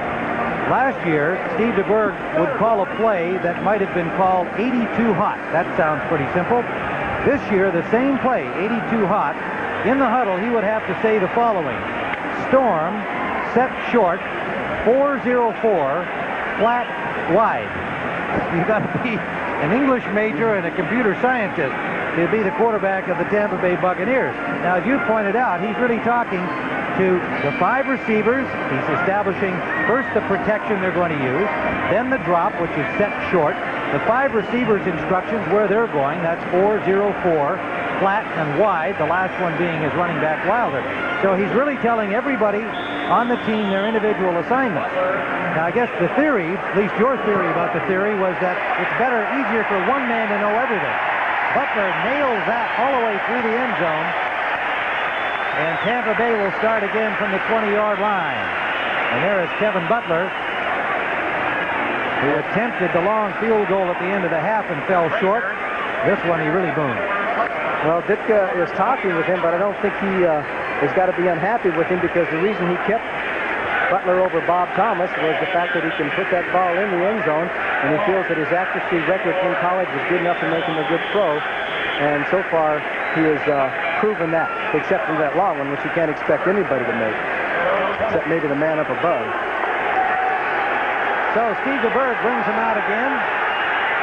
First and 10 from the 20-yard line of Tampa Bay. They lead by 4, 28-24. Jerry Bell sets up on the right side as a tight end, and there's early action before the snap. Jimmy Giles and Richard Dent will see how the officials rule it. I think it appears that Jimmy Giles came across too soon and made contact, so it'll go against Tampa 88 Bay. offense, offside, made contact before the snap. 5-yard penalty, no first down. This has got to be the key turning point in this football game, is what the Tampa Bay offense does in this series. If they can come up with a successful drive, move down the field, and get on the board, it will somewhat counter that momentum the Bears got with the interception. However, if they don't move it this time, it looks like a momentum swing to me. It'll be interesting to see what defensive adjustments, if any, were made by Buddy Ryan of the Bears at halftime. Draw play, barreling out to the 25-yard line. James Wilder and Wilbur Marshall made the initial contact. Otis Wilson got over there to get in on it. Wilson limping around a little bit. He's been bothered with a sore ankle and a bruised knee. James Wilder, 120 yards, 15 carries. His 8th 100-yard game as a Buccaneer, and he had those 100 yards in the first half. My mathematics say that's 8 yards per carry. Second down and 5. Wilder again takes it to the right side. Nice tackle on him by Gary Fensick. And then Wilson came down on top of him, and Wilder is hurt. The Iron Man is getting up slowly. Well, apparently he's all right. I think it was the weight of Otis Wilson on top of him. Fensick made the tackle that they say you should make on those big, powerful, high-running guys like Wilder, and that's to get him around the ankles, because otherwise he'll run over you. They hit him low. It's almost like a block. It's like a cut block. As Wilder does a good job of cutting back, Marshall's tangled up inside. Here comes 45, and he hit him right on the thigh. And then comes Otis Wilson over the top, number 55. So I don't know which. I would have to imagine that it was Fensick's hit that might have shaken him up a little bit. Didn't appear that Wilson hit him that. Now here is a key play, third and about, what, an inch or two? Third and very short, about the length of a football. They've got the refrigerator in there, number 72. William Anthony Perry, their number 1 pick from Clemson, will stack up the middle of that line, 325 pounds. Well, the stack was there, and how you sort that one out will be interesting. It appears to me that DeBerg did not get over the 30-yard line, which he would need to get to, but we'll let the officials spot it. He looks to be a little bit short. Well, the refrigerator was there, but I think Dan Hampton was at the bottom of the pile, number 99. Okay, Lehman Bennett on the spot here for the first time. If they do not make it, the obvious call was to punt away, but he knows about a momentum situation. He'd like to keep the ball if he possibly could. Well, they brought the chains out, and now looks like they're waving them back as though it's not required. It'll be 4th down and inches, or about an inch. Otis Wilson is being assisted off the field.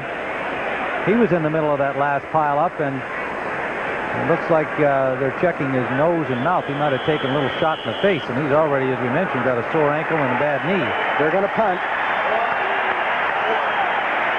So it is 4th down, and they will not go. Frank Garcia, standing at his 15-yard line, will be the punter. And the rookie Ken Taylor will wait for it. There's Otis Wilson. Looks like he got a little shot in the head from that pile-up stopping Steve DeBerg. Calvin McGee, the rookie from Southern, who caught a touchdown pass in the first period, is the punt snapper. Just became the official punt snapper this week for Tampa Bay, replacing Ken Kaplan in that role. He's putting against about a 10-mile-an-hour wind. And it's a good one.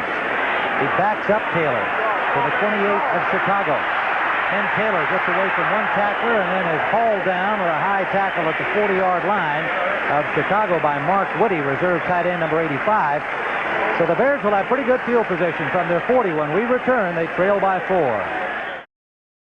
The Buccaneers lead by 4 at Chicago ball, and you see number 32 awaiting the next offensive series, awaiting it in pain. His left shoulder on the last carry, his 16th of the game.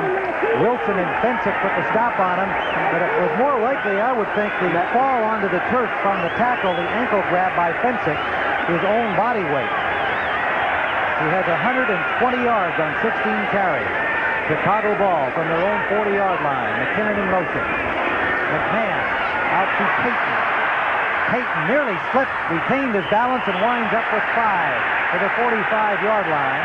Tripped up by Castile, number 23.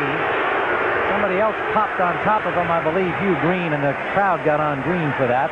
But Green immediately went to Payton and said, hey, I can't read his lips from up here, but it looked like he was saying sorry. They're good friends. We talked to Hugh Green yesterday, and they appreciate each other's ability in this game from opposite sides of the field. And Hugh Green has played in the Pro Bowl with Walter Payton and said they've gone out to dinner together and so on. And he knows full well that they're both going to be extremely tough competitors against each other in this game. Second and a long 5. Payton again. Payton dances through tacklers and has a first down to the 45-yard line of Tampa Bay. Word on James Wilder is that he is planning on coming back into the game. Green and Chris Washington combined on the tackle. Washington 51, Green 53. And there you see Wilder on the sideline. The ball spotted at the 46-yard line of Tampa Bay. The Bears trail by 4, and they are on the march. Payton now has 54 yards on 9 carries. Play action. McMahon with time. Flares it off to Payton. Payton over the 40. Well played by David Greenwood, the newcomer from the USFL and the University of Wisconsin. Johnny, we speculated about Greenwood having been moved to strong safety late in the week, having had only 1 week of practice. Ivory Sully moving over to the weak safety, the free safety, and the fact that there may be some confusion. I think we saw maybe twice in the first half that occurred. On the other hand, it doesn't seem to me that the Bears have really been attacking that as a possible weakness in the Buccaneers secondary. The last time McKinnon was running wide open across the field, and he threw to Payton. We're going to see him hit McKinnon pretty quick, I think. Second and 4, Chicago at the Tampa Bay 40-yard line. Payton takes it outside and trying to drive for the first down. Got about 3.5 yards, but is short of the first down. Chris Washington, the second-year linebacker from Iowa State, who beat out Keith Browner in the battle for that spot. Week at 12:30 Eastern Time. Third and a yard, a flag down. Suey has the first down for Chicago to the 32 of Tampa Bay. Flags everywhere. Payton was off the field on that play. Defense, nose guard, offside. 5-yard penalty, first down. David Logan, number 76, called for the offside, and so they have the first down anyway. They're working on Payton on the sidelines. It might be a little bit of heat frustration because, you know, Payton wouldn't have been off the field on that situation unless he had to.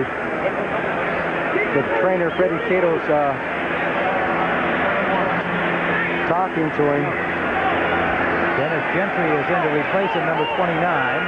Jim Covert has come out and has some relief from Andy Frederick at left tackle. Frederick, number 71. Moorhead in motion. McMahon away from traffic, and that one too high for Willie Gault. McMahon just out there practicing the motion that he wanted to throw over to the sideline was off the market. That looked like a tennis player after he's knocked the ball long and then makes the stroke, saying, now if I had just turned it over a little bit. And McMahon just sailed that a little. You know, Tampa Bay hasn't won on the road in 11 games. They have not been a good road team the last couple of years. They came in here today like they love it on the road. And they're still in front by 4. 8:56 remaining, third quarter. The Bears on the march in Tampa Bay territory. Second and 10 at the 31. They give it to Dennis Gentry. He's got blockers. Takes it upfield and gets only a couple. Good defensive work. Number 90, the rookie Ron Holmes. They have high hopes for this young man from Washington. And he made the play on Dennis Gentry. Payton comes back in for Gentry. So I think he just needed a little breather, wanted to get a little oxygen and make sure that he was breathing correctly because it is really hot down there. The only thing that saved him has got to be a little bit of the wind. Payton is 10 for 59. Last year gained 1,644 yards. Unbelievable durability. Has not missed a game since his rookie season. This is his 11th year. Extra down lineman into Tampa Bay, Carl Morgan, number 67. The nickelback is Paul Dombrowski, the newcomer from the New England Patriots. They fake the draw, and they have a man open, incomplete to Willie Galt. And the rush on McMahon, he was able to elude it, but he did have to unload the ball quickly. Intended for Galt, incomplete. So it is 4th down, and the Buccaneers have held. So it's going to be Butler's turn again. What did you say his stats were from 40 to 50 yards? 10 of... In college, he was 10 of 17 from 50 to 60 yards. And today, he missed the 63-yarder, was well short on it. They had a little problem with the hold on that one with Fuller, too, on the long one at near halftime. This one is from the 36-yard line, a 46-yard attempt by Butler, and it is wide to the right. Wide to the right. So Butler, the rookie, is 1 for 3 today, having connected from 38 yards away, and the Buccaneers have stopped the Bears without a point, and they lead by 4. And we see the Bears down there gathered around the air conditioner, the offensive team awaiting their next chance at the ball, and Tampa Bay, meanwhile, sends Wilder back out the left side. Wilder with only Frazier to beat, and Frazier put the tackle on him, but Wilder grinds out another 10-yarder. Did you notice there he switched to his right shoulder to make contact? He avoided making contact with his left shoulder as Frazier came up for the tackle. So obviously he's hurting, but he ran pretty well. Off the counter, they get the guards out in front now. You'll watch him just instead of dipping down here with his left shoulder, he goes with the right shoulder to make sure that he doesn't hit that left shoulder. So he's obviously hampered a little bit. 131 yards, but as James would probably say, I don't run with my shoulder. Rolled up another 11-yarder. First down, Tampa Bay at their 39-yard line. Play action again. DeBerg under pressure, gets away, and then it's dropped. Wilson led the charge, but Dent got his man. Last year's sack leader. Reaching out, hauled down DeBerg way back at the 25-yard line of Tampa Bay. Richard Dent is playing with a slight hamstring pull. Otis Wilson is 55. He'll come from this side. Dent will come from the right side of your screen, and DeBerg has no chance. They were both on him from both angles, and DeBerg is not the quickest of all quarterbacks anyway, and Dent has good speed, good range. But he's playing with a kind of a hamstring pull. Also, he's playing because he's unhappy with his contract, and he wants an extension to be ironed out before he plays too much longer. Well, they've got a few guys nicked along that defensive line. Hampton recovering from knee surgery. Michael a little bit hurt. DeBerg complete to Jerry Bell. Gets back to the 35-yard line. Will still leave 15 yards to go for a first down. Dave Duerson had the coverage. A flag down back where DeBerg released the ball. They may have a hold against the Buccaneers. They're going to bring the ball back. See what Gene Barth, the referee, has to say about this one. Holding. 69 offense, 10 yards. That was Yarno. He was blocking on Richard Dent. I saw the block. It didn't look like he was holding, but it looked like he wheeled him out well. George Yarno from Washington State had been with the Bucs as a free agent in 1979, played several years for them, then jumped to the USFL and came back this year and wound up as a starter. So it is 2nd and 33, the first sack of the game. Richard Dent's first of the year. Wilder with Dan Hampton riding herd on him, got to the 20-yard line for a gain of about 5. Singletary helping out Dan Hampton. So it'll be 3rd down and 28 yards to go for a first down. DeBerg, 10 of 13. The Bears go into the nickel. Sean Gale comes in, and it appears that the Bears are starting to show some of that swarming defense that they're noted for. Nickel defense. Well, the Bucs have been in this 3rd down situation 4 times, converted once. They got a long one this time. They need 28 yards. DeBerg up the middle for Jerry Bell, incomplete. The pass was off the mark, and Fensick got more of it than Jerry Bell did. So the Bears defense starting to look a little bit more like last year's as they had a sack and they made the pass defense plays, and these Bear fans love defense. You wouldn't think they'd have the energy to yell so loud with all this 100 degrees out there. There's Ken Taylor, the rookie, awaiting the punt from Frank Garcia, and he's standing at the Bear 45-yard line.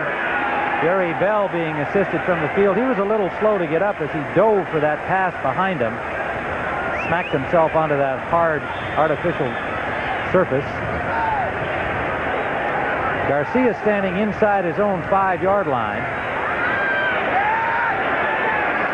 Low snap, but he feels it. And a pretty good kick against the wind. Goes out of bounds at the 38-yard line of the Chicago Bears. A 42-yarder from Garcia against the breeze. And we'll be back at Soldier Field with Tampa 28 and the Bears 24. Following football, McMahon on first down, and a diving grab by Kenny Marjoram for a first down at the 45-yard line. McMahon a little short with the ball, but Ken Marjoram, the former Stanford whiz, came back to get it. Actually, he wasn't all that short. That was what you call a great precision type of pass. Marjoram went straight down the field, turned to the outside, and came back. And McMahon's timing, because as he comes back, there's the ball right there for the completion. Marjoram playing for Willie Galt, who's dropped a couple of passes, and Mike Ditka has put Marjoram in there. I don't know if he's said, "Hey, Willie, that's it," or what. But anyway, Galt is on the sidelines. First down, Chicago, at the 46-yard line of Tampa Bay. McMahon had a little pressure. There was good coverage on Payton, who had slipped out of the backfield. John Cannon had some heat on McMahon, and Castile had the coverage on Payton, and he just couldn't get free in time, and the pass is incomplete. Jeremiah Castile, number 23. Marjoram, interesting rehab from that injury you saw on the screen on the graphics just a few moments ago, coming off knee surgery a year ago. He really kind of constructed his own plan. He was very determined. He did a lot of bike riding on the hills in California where he lives, and he feels that it's built up his thighs and helped to rehab his knee a lot faster. And he actually thinks he's quicker now, can run the 40 faster than when he was just out of college without an injury. McMahon on 2nd and 9, up the middle, complete to Moorhead. 2nd and 10, pardon me, and Moorhead is short of the first down at the 40-yard line, a gain of about 7 yards. Jeff Davis, the linebacker, 58, and Hugh Green, number 53.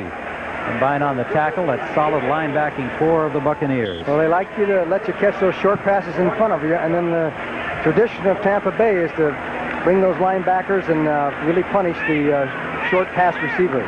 So now we have a critical situation, 3rd and 4.5. Hugh Green likes to be involved in the pass coverage. He thinks that he can cover anybody one-on-one. Rather not see the wide receivers, but tight ends and running backs, he says he can handle. Blitz. 3rd down, he gets time, and he's got it to McKinnon. McKinnon down the sideline as a Bear first down at the 25-yard line of the Tampa Bay Buccaneers. 15-yard gain. The Bucs brought linebackers up the middle, and McKinnon just went down, faked in, came back outside, and McMahon put it on the dime, down the sidelines, and it's a first down for Chicago as the Buccaneers tried to cross the Bears up with that blitz up the middle as Walter Payton comes off the field again, and apparently he's having some trouble breathing or something, because that's the second time he's come off. I don't know exactly what it is. Dennis Gentry in to replace him. Moorhead in motion behind the ball. McMahon complete to McKinnon. First down, Chicago. Good hit on McKinnon by Castillo, and McKinnon gets up a little slowly. A first down at the 13-yard line of Tampa Bay. The Bears driving here to take the lead. Just down and in the quick post, and that's where McKinnon's open over the middle because he's getting inside position on the cornerbacks, both of them, Holtz and Castillo. Well, McKinnon, of course, they're going to worry about that knee every time that he gets hit.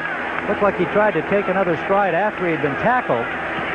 Brad Anderson comes in to replace him, number 86. McKinnon with knee surgery in July and has had a very careful rehabilitation period through the preseason. 5 defensive backs in on first down, Chicago. Payton is stopped behind the line of scrimmage, and that Tampa defense in crunch time, their front has done a real good job. Jeff Davis, the linebacker, making the hit on Walter Payton, and Hugh Green right there as well, number 53. Fun talking to Hugh Green yesterday about linebackers. He said, who are the great linebackers in the league? He said, well, there's Ricky Jackson and Lawrence Taylor and me, and there's anybody on the other two. Yeah. Is there anybody else? No, I don't think so. I think that's when you talk about the best, that's who you're talking about. And he says, and I think I pass cover better than Lawrence Taylor. Well, he does everything well, which he says he's not as good a blitzer maybe as Taylor, but he covers better, so maybe he has a point. 2nd and 9. Payton looking to dance around that left corner, got inside the 5. He just picked his way carefully through the blockers. He wasn't even moving too quickly, but it was just how he found the real estate. Wound up with a gain of 6, maybe 7 yards, and Green and Davis again on the tackle. Okay, he has his linemen pulling out in front of him. You'll see Van Horn and Jimbo Covert. And there is Matt Suey pushing Hugh Green back. Payton's going to wait for his blocks. He's waiting. There comes Van Horn right there. Jimbo Covert, 74. And then Payton always manages to get a couple of extra yards. He wound up getting down to the 3-yard line. Payton took himself out right after that play. Again, something's bothering him. He threw off his sweatband, his headband that he wears, after he took his helmet off. Randall and Morgan have joined the Buccaneer defense. 3rd down and a yard to go. Flags everywhere. False start, 62 offense. Mark Bortz. Number 62, the left guard. A little miscue on the snap call, perhaps, and so they go from 3rd and 1 to 3rd and 6. That does make a difference, doesn't it? 62 offense. The first down, to get a first down, they have to get inside the 3. And Gentry had come into the lineup for Payton again. Or watching Payton somewhat on the sideline as he was motioning to his head and to his stomach. It seemed he may just not be feeling well from the heat, which is certainly to be expected part of a lot of these athletes today. In the past years, Payton is one guy who's had some problems when it's been extra hot. Bears have picked up 7 penalties, 73 yards they've hurt themselves. McMahon rolling out, trying to find an open man in the end zone, and it is touchdown, Matt Suey.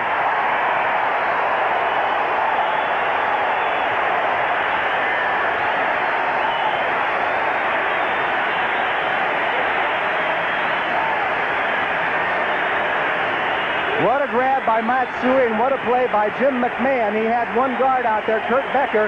He was under pressure from Washington and Davis, and McMahon waited. He waits for Suey to clear in the corner of the end zone and throws at the last second. Suey's got to keep 2 feet in. There's one, kicks the other one down, and it looks like a touchdown for the Chicago Bears. They take the lead for the first time. Kevin Butler in for the point after.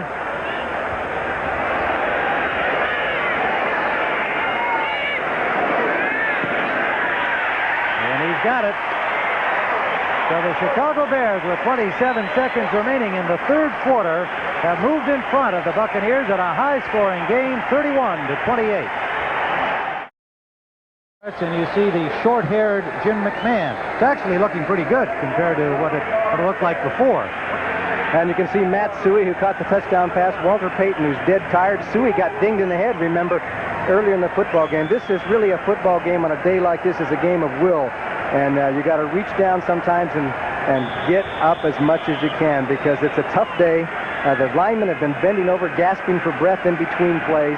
It's a tough day. It's where you earn your money. Line drive kickoff by Kevin Butler eluded the deep return man and went through the end zone. So Tampa will start first down from their 20-yard line. Soldier Field is going wild at this moment, exhorting the defense on. Big job now for Steve DeBerg. Bears used up 4:45 in that drive, and we're winding down here in the 3rd quarter. First down from the 20. Wilder dropped for a loss. Steve McMichael, number 76, the 6-year veteran from Texas.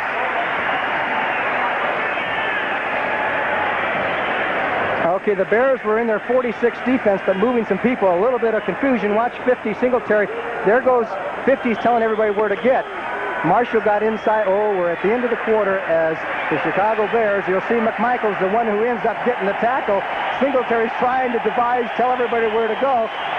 apparently Steve McMichael, 76, he heard it right because he made the tackle. Well, we finished the third period. At the end of the third quarter, the score, Tampa Bay 28, the Chicago Bears 31. We call from the 13-yard line. Jerry Bell in motion. They give it to Wilder, trying the right side. He slipped trying to cut upfield, and it dropped for another loss. Well, perhaps just a no-gainer at the line of scrimmage.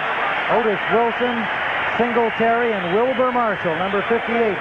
All three linebackers were there to make sure Wilder could not move.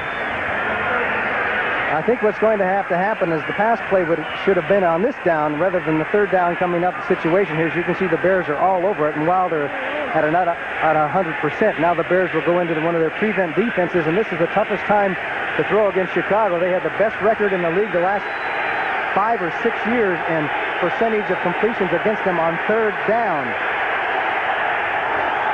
Timeout called by the Buccaneers on this third and long.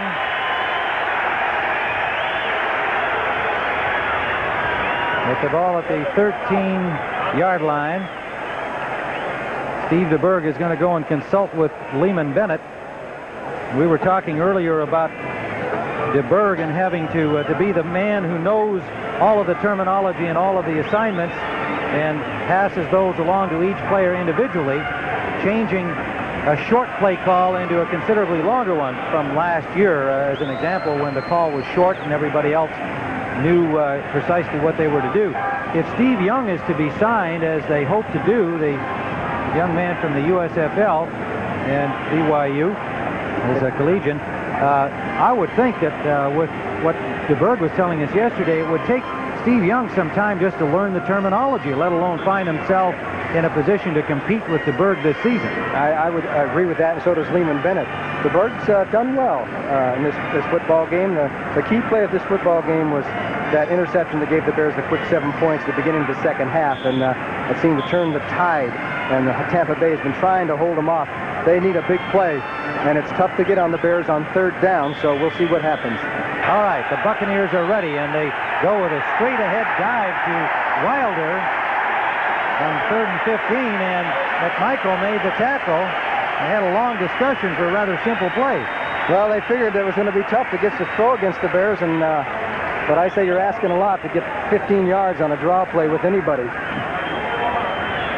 And it wasn't even a very well-disguised draw. I mean, it was almost a straight handoff, although it looks like it was designed as a draw play on 3rd and 15. Garcia standing in his end zone. Taylor way back at the Bears' 35-yard line. And the ball is blocked. The punt is blocked by Sean Gale. And it is a dead ball at the 13-yard line. Sean Gale, number 23, blocking the punt. The second-year man from Ohio State.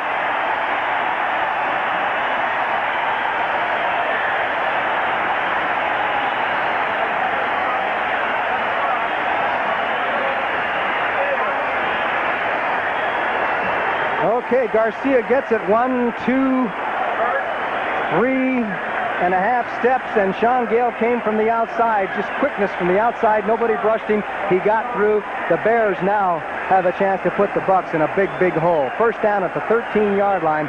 The defense is on the spot now. Marjoram goes left, McKinnon right. Payton back into the ball game. Calvin Thomas replacing Matt Suey on this play.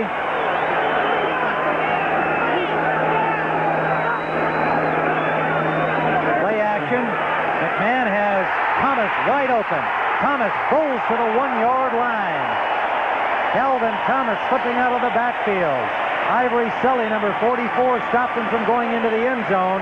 But it's a first down after a 12-yard gain. And what a collision here as McMahon rolls out. Kurt Becker, watch 79. He's going to get two guys on one block. There's two of them right there, and they both go down. There's the throw to Thomas, and then Ivory Sully really takes a shot. Boy, as Thomas is 245 pounds. Boy, he's hard to bring down, but he did stop him. The Bears down to the 1, first down. The Bucs are in big trouble. Andy Frederick comes in to add extra blocking on this goal line situation.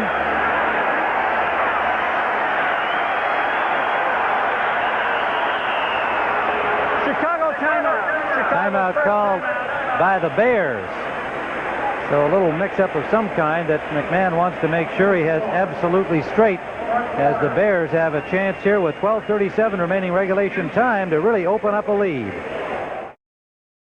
Mike Ditka looking on as his team has first and goal at the 1-yard line of Tampa Bay following Sean Gale's blocked punt. Blocking the punt of Frank Garcia. Jim McMahon took a timeout to make sure that they have the right play ready here on first and goal. Moorhead starts in motion, reverses himself, rolling out as McMahon. He will walk in.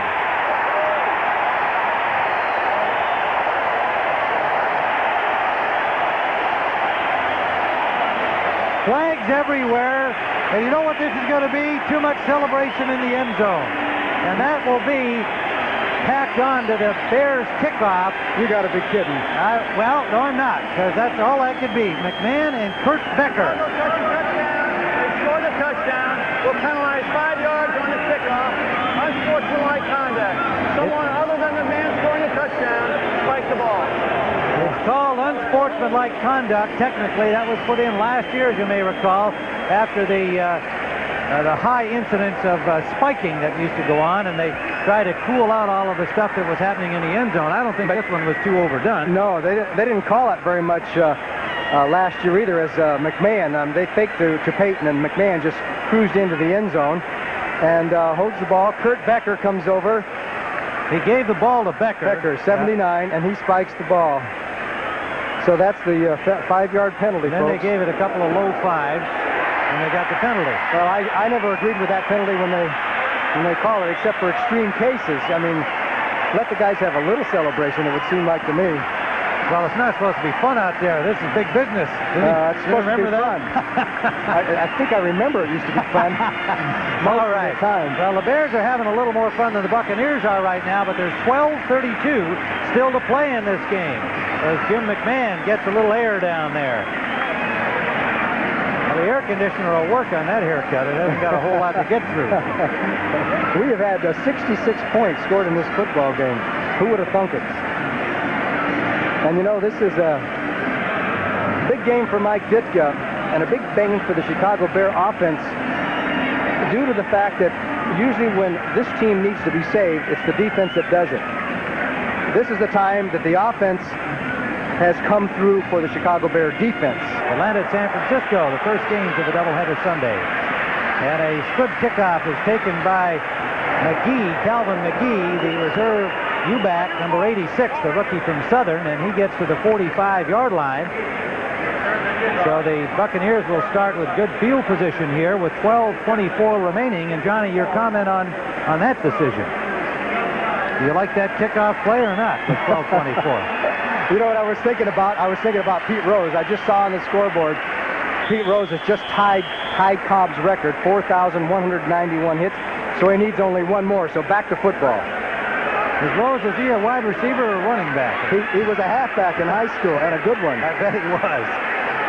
Congratulations, Pete. First down, Buccaneers from the 45-yard line. Wilder trying to get outside. Takes it upfield. Otis Wilson was doing a good job on the block of Jerry Bell, but Wilder just determinedly battered his way forward inside the block, wound up with nearly a 10-yard gain. He has just been outstanding today. Singletary and McMichael put the stop on him. Remember, he's playing with a sore shoulder that occurred earlier in the game. And the Bucks have gone to the run. They haven't thrown much in the last few minutes of the game. And 141 yards, 22 carries. And it is second and about a half yard. Tampa Bay, and they're in Bears territory. Wilder again takes it outside.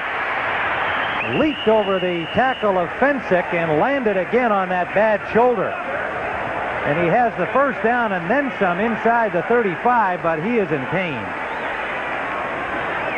He tried to hurdle Fensick, who again tackled him low. Smart play by Fensick, but Wilder, out of control in the air, landed on that sore shoulder. A flag down on the play. Holding, 88 offense, 10-yard penalty. Oh, you got to feel badly for Wilder. A painful gain for a first down will be called back on a holding penalty against Jimmy Giles.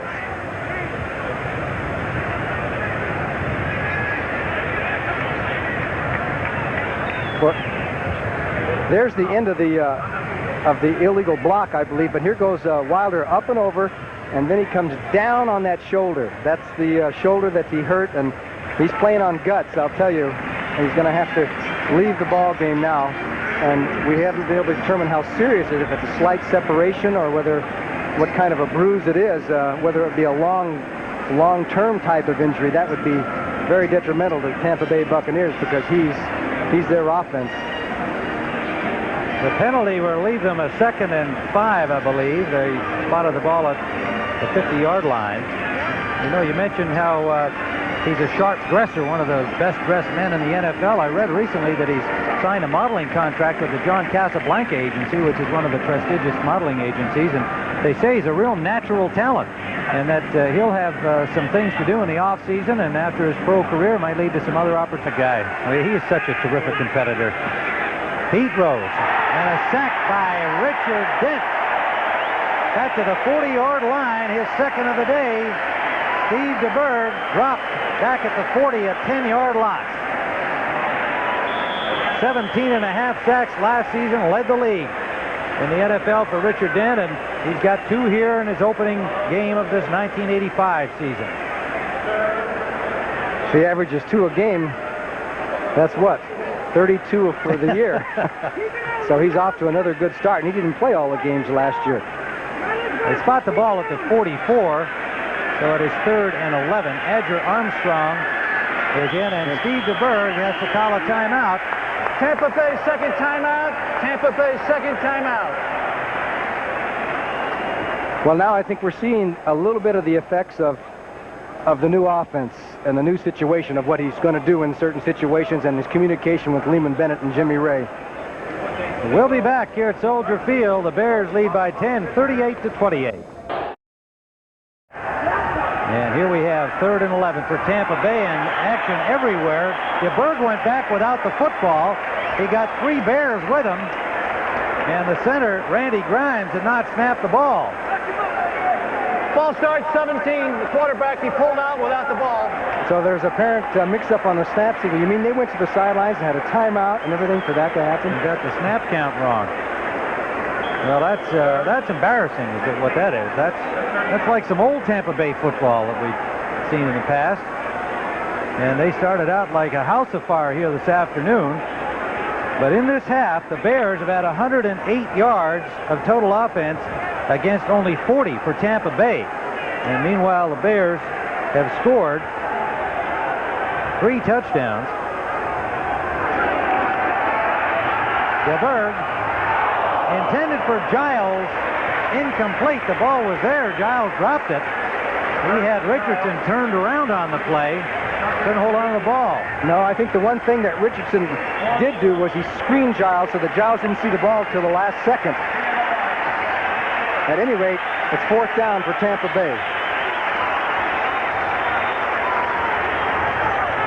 Garcia at the 23-yard line of the Buccaneers. And again, Taylor showing a lot of respect way back at the 10 of Chicago, and Garcia booms it. Inside the 10, taken by Taylor at the 7. Gets a great block from Frazier and gets to the 20-yard line. Leslie Frazier flattened the big tight end, Mark Woody. That was a bit of a gamble on the part of the rookie whether to run that from inside the 10. They'll generally let the ball go in. Well, the gamble was the way he caught it. He reached up like the center fielder for a high fly ball. But anyway, he hung on to the ball. Here comes the block by Frazier on Whitty. And then Taylor turns the corner, almost set up his picket. A couple of bucks get him, knock him out of bounds. The Bears have it, 1st down. The rookie Ken Taylor from Oregon State, a free agent who certainly has been the most pleasant surprise of the newcomers to the Chicago Bears, and Coach Mike Ditka, reserve cornerback and being used as a punt returner, something he did not do in college. He's really learning on the job in the pros. 1st down. McMahon rolling out, gets away from 2 tacklers and dives over the 25 to the 27 to the 14, breaking up a 7-7 tie in the 4th quarter. Marjoram, fielding another low ball, has the 1st down, it would appear, at the 31-yard line. It'll be close. On 2nd and 5, He does have the first down. Notice Jim McMahon's hand. He had a big scrape on his hand before the game started with all scabbed up and down his hand, and he was hoping that he wouldn't break it loose. But, of course, especially on the artificial surface, you're going to do that. But I'm sure he's not going to worry about that much, and I'm sure that the Bears are going to go to strict ball control now. Short passes, a few runs with Payton, a mixture of Suey trying to eat up the clock. 8:53 left in the game. First down from the Bears 31. Suey gets close to the 35, a gain of about 3 yards. The Bears' entire starting lineup is still in there with the exception of Willie Galt. Payton has had a few rests. Suey went out hurt but came back. Payton's got lots of room. To the 40-yard line of Tampa Bay. Ivory Sully forced him out. They'll spot it at the 39. 26-yard gain for Walter Payton. And it was easy as they got to the outside. Nobody to contain on the outside. Matt Suey. There's the block by 79 Brecker and Matt Suey, number 26. And then it was just a foot race as Payton goes down the sideline. Sully had the angle, knocked him out of bounds, but Payton's going to head for that 100-yard mark. He's 13 for 93, so Sweetness is going to get another 100-yard game before this one is over. Boy, he's something else, isn't he? Of course, he had some great blocking on that one. First down at the Tampa Bay 39. They come out in the I formation. Moorhead set up on the wing right. Marjoram and McKinnon the wide receivers. Willie Galt has not been in since his last drop. Walter Payton inside the 30. What running. Hugh Green made the check it. Jeff Davis, 58, made the ankle tackle. You talk about instinctive and smart running. Payton on this one played off the block by Suey, 26, who hit Washington, and then made a great move on Castile. Now watch 26 hit 51. Payton waits for the block, fakes in, cuts out, and then he cuts back in on Castile, 23, right here. You can't do it any better than that, folks. You can't. 102 yards on the day for Walter Payton. 14 carries. He and Wilder have just been brilliant in the running department. Wilder had over 100 in the first half today for Tampa Bay. 38-28, 7 minutes to play. Bears on the roll here. Suey almost lost the ball. He did. He did lose the ball. Thought he grabbed it back, but it is Jeff Davis, number 58, coming up with the loose ball until the Buccaneers have stopped the Bears at their 23-yard line, and they have got lots of time. 6:54 remaining, and they trail by 10. Tampa Bay dominated the first half, although not so much in the stats, but in the scoring because of their opportunistic play after turnovers. And then in the second half, it's been all Chicago. You talk about a gimme. Suey was just starting to fall down, and the ball just popped out of his arms and right into Davis's arms, and he said, "Thank you, Ma, I'll take it." So now it's Tampa Bay's ball, down by 10 points, 6:54 left in the game. The Bird brings out the Buccaneers, first down at their own 23. Wilder picks up maybe 3 yards out the right side. They're stringing out his end runs a little better now. Dent and Dewerson forcing the play. Singletary and Wilson making the tackle. Well, Wilder continues. This is what you call in football. He's just playing on courage. That time he had to dip his right shoulder because he was afraid to hit the left. But as good as Wilder is and everything, I don't think Tampa Bay is going to catch up if they keep handing the ball off to Wilder. I mean, they're just eating the clock down. They're going to have to. As tough as it is, you got to throw on first and second downs to beat the Bears, not on third down. 2nd and 6. Gary Fensick left the field with an injury for the Bears, and it is complete to Jerry Bell. Fine pass from DeBerg. On the tackle, Dave Dewerson, but a Tampa Bay first down at their own 42-yard line. A 14-yard pickup. DeBerg to Jerry Bell. This is what they were doing so well earlier in the game when they were controlling things. That was a regular 7-step drop back, and Bell just had some clearance there on the coverage. Makes the grab and gets a first down for Tampa Bay. Now, I know it's really tempting to give it to Wilder. But if you're going to beat the Bears and you want some normal coverage, you got to throw on first and on second like they did the last time. Fensick returned after one play to the Bears secondary. And let's see if he throws on first down. And he does. DeBerg on a straight drop. He's got lots of time. He bombs it down for Carter. Incomplete. Carter with coverage by Richardson. The ball, National Football League, is prohibited. Steve DeBerg, 10 of 16, 126 yards, 3 touchdown passes. All in the first half, 2 interceptions. Damon Bennett has seen quite a turn of events here in the second half, but his team's still very much in the ballgame. 5:58 to play. High-scoring battle in the season opener at Soldier Field. Wilder with a lot of running room. All the way to the Bear 42-yard line on another Tampa Bay first down. Tripped up by Fensick and Richardson. 15-yard gain for Wilder. Well, he's doing a job. That's a big play. Let's watch the hold. Great blocking by the interior of the line. You see the pulling guards, and there is a George Yarno, number 69, throwing a key block on Singletary to spring Wilder up the field, and then brought down by Frazier and Richardson. 166 yards, 25 carries for Wilder, and playing, remember, with a sore shoulder, suffered back early in the third period. First and 10. The Buccaneers on the march. DeBerg with time, intended for Giles, incomplete, but a flag is down. DeBerg is down, and it may be roughing the passer. Dent is there. He had the hit. Let's see what the call is. No. DeBerg getting up slowly. It's against one of the offensive linemen of Tampa Bay for holding.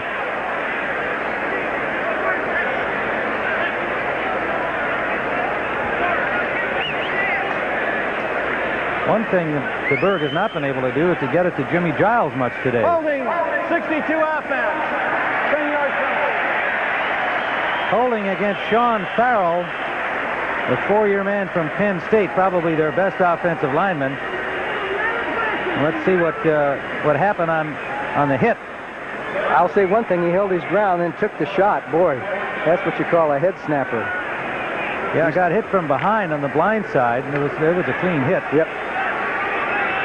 So the holding penalty backs up the Buccaneers to the 47-yard line of Tampa Bay. DeBerg to Jerry Bell. Bell breaks tackles and gets to the 35-yard line. DeBerg continues to throw the ball well. Singletary made the tackle there. It'll bring up a third down and about 2 yards long, too, we'll call it. An 18-yard gain. Well, you talk about a key play. You know, the Bears haven't blitzed as much as they usually do. You noticed? I mean, they're a blitzing team, and they have some, but not a heck of a lot. As Mike Singletary takes in the signals, 3rd and 2, what would you call, Tim? Second down, pardon me, Johnny. Yes, second. Oh, that's an easy call. You can do whatever you want. Second down. Wilder tripped up behind the line by Dewerson, the safety coming up, and he has held very little, if any, gain. Dave Dewerson trying to fill the strong safety shoes of Todd Bell, who's still a holdout, and we have 4:11 and ticking with Chicago in front by 10. You know, with Dewerson having to play in Bell's spot, it really affects two positions as I see it, because Dewerson was a very effective nickelback, a guy who can go and intercept that ball for you, and when he came in on passing downs, he was a key guy. Now Sean Gale fills that role.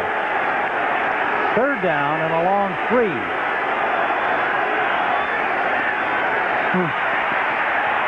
Jerry Bell dropped the ball in the open field. Jerry Bell, who has made some tough catches today, a little eager to get upfield on that one. Hampton 5-3. All right, 4th down here. Play action rolling out, and they pass it to Bell, and he has the first down. Well, Jerry Bell quickly makes up with a first down play inside the 30-yard line. So the Buccaneers are rolling with 3:27 and counting.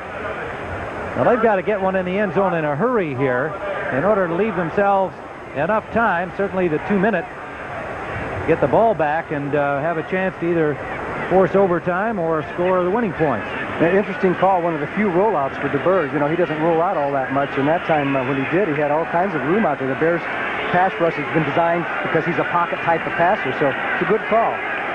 73 yards on 6 receptions for Jerry Bell. He's been a key figure today. Lots of time for DeBerg. Hits Gerald Carter. Shakes off the tackle of Marshall. Out of bounds, close to the first down marker.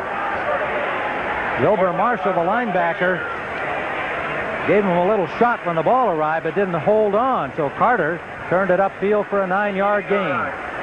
Okay, Mr. DeBerg. Straight rush by the Bears. 4-man, no blitz. A double team there on McMichael. And you can see the pass out there. Good catch. The Bears bring him down as he busts the tackle, goes knocked out of bounds. And it'll be interesting to see if Tampa Bay, they're going to be faced with a field goal or a touchdown here sooner or later. Second and less than a yard. 2:50 to play. DeBerg. Whoa! Richardson nearly had a pickoff, and he had nothing but daylight intended for Gerald Carter. Third and less than a yard into the fourth period at Minnesota. And all kinds of fireworks. Here's Wilder on third down. He's got the first down, but he's now dropped. Will they give him that forward progress, or is he still moving? They're going to give him the forward progress, I believe. He had the first down, or very close to it. No? Short of they're going to spot it at the 21. Singletary finally made the tackle behind the line of scrimmage, and he is not yet up. And so it'll be fourth down, and about a yard to go when we return with 2:25 to play. Back at Soldier Field, it turned into a 1-yard loss as Wilder, trying to get the first down from a yard away, was knocked backwards. They spotted his forward progress, but it still turned out to be a 1-yard loss, so it is 4th and 2. And they have sent in the field goal unit, Donald Igwebikwe from Nigeria, and Clemson. His first attempt as a pro. Didn't have any opportunities in the preseason. The man who beat out, Obed Ariri, did the field goal kicking. And he hit the goalpost. He hit the upright.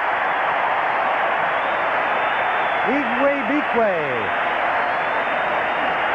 hit the upright. A 38-yard attempt. And so the Buccaneers are up against it. 2:20 remains, and they trail by 10 points.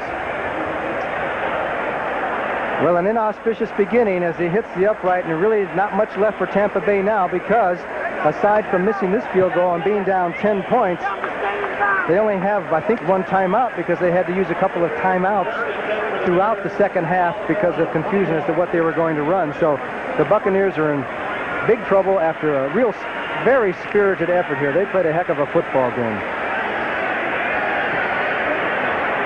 So the Bears take over at the line of scrimmage, the 21-yard line of Chicago. McKinnon in motion. They give it to Payton. Payton steps inside. He's got Bortz ahead of him. Perfectly timed burst through as a first down for the Bears to the 36-yard line. He is so beautiful on playing these blockers. I mean, he did it twice on that run, and there's a lot of runners, you do that by thinking. It's not all instinct, but he's got Kurt Becker coming first. He plays off the block by Kurt Becker there, cuts inside that. Now he's got Mark Bortz, 62. He waits for Mark Bortz to kick his man out, and then he cuts back inside. That's brains and instinct and ability. 14-yard gain for Walter Payton. And a first down, Chicago at their own 36. 2:13 on the clock. And we talked about the importance of this game, even though it's the first one of the season. It's a divisional game. Payton this time stopped after a pickup of a couple. And last year, the Bears were 7-1 inside their division and went on to win the title. Detroit had done the same thing the year before. And you just got to beat the guys in your own division, and the rest of it kind of takes care of itself. So we're at the 2-minute warning here with Chicago 38, Tampa Bay 28.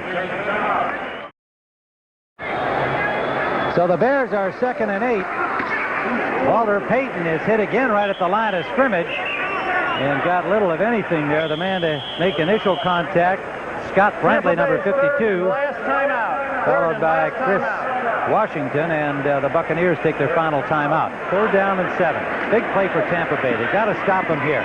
They throw the screen to Thomas, out of the backfield. Thomas slipping into the middle, a flag down. He is short of the first down by 3 yards.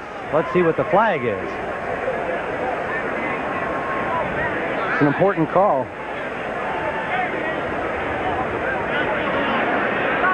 Well, Mr. Barth's microphone a little bit on the blink there at the moment, and that is an ineligible receiver signal that he gave. But Tampa Bay will probably decline the penalty. 78 and 62 were downfield illegally on the forward pass. Penalty refused. 4th down. Well, that was just a little miscue there where the offensive linemen were downfield where they might be in a position to block on the run, and they were called for being ineligibly downfield on that little dump off to Calvin Thomas. So the Bears will have to punt. 1:46 remains for Tampa Bay to come up somehow with 10 points and force overtime or 2 touchdowns and win it. Tall order for the Buccaneers. Maury Buford. High punt, a flag down. The punt bouncing down to the 5-yard line. The Bucs didn't bother having a deep man back there, and there is a penalty against Tampa Bay. Roughing the kicker. 51-yard punt by Maury Buford. And there'll be a roughing the kicker penalty against Tampa Bay. And that'll be pretty much the ball game for them. Personal foul. Number 90 of the defense ran into the kicker. 5-yard penalty. 1st down. Running into the kicker, the rookie Ron Holmes. Tough break for this youngster who's played a pretty good game here in his first NFL outing. And the ball is gone, and here comes Holmes, and the kicker's off balance, and while he didn't really wrap him, he did run into him. Yeah, he tried to avoid him. It's not very rough. It's not a very roughing the No, rough the that's kicker. right. Contacting, maybe, should be the right terminology. Running into is the actual call. Running into the kicker. Tough break for the rookie Ron Holmes. And for the Tampa Bay Buccaneers, because it is Chicago ball, 1st down at their own 49-yard line. And they give it to Matt Suey. Suey has a good hole up the middle, picks up about 8 yards. And I think a storm is fast approaching Soldier Field as the dark clouds come in and the wind is just picked up by about 30 miles an hour. That hurricane didn't get this far north, did it? 112 and ticking down. And the wind is just completely turned around, Johnny. As you mentioned, that storm coming in. The wind is now blowing in the opposite direction from what it's been blowing all day. And the fans, seeing the approaching cloud front here, are starting to head to the exits. The wind has really come up. Tampa Bay cannot stop the clock anymore. 2nd and 1. Dennis Gentry cuts it back in the opposite direction from whence he started and has the 1st down to the 38-yard line with 38 seconds and counting down. So the Chicago Bears have scored their first victory of the 1985 season. It was an exciting, wide-open game that Tampa Bay did an outstanding job in the first half, opportunistic, and rolling up a 28-17 lead, but it was all Bears in the second half, offensively and defensively, and they wind up with a 38-28 victory as they try to defend their Central Division championship. Mike Ditka over to give his handshake to Lehman Bennett. An entertaining game for the hometown fans in Chicago and a good show by the Tampa Bay Buccaneers. That's all from Soldier Field.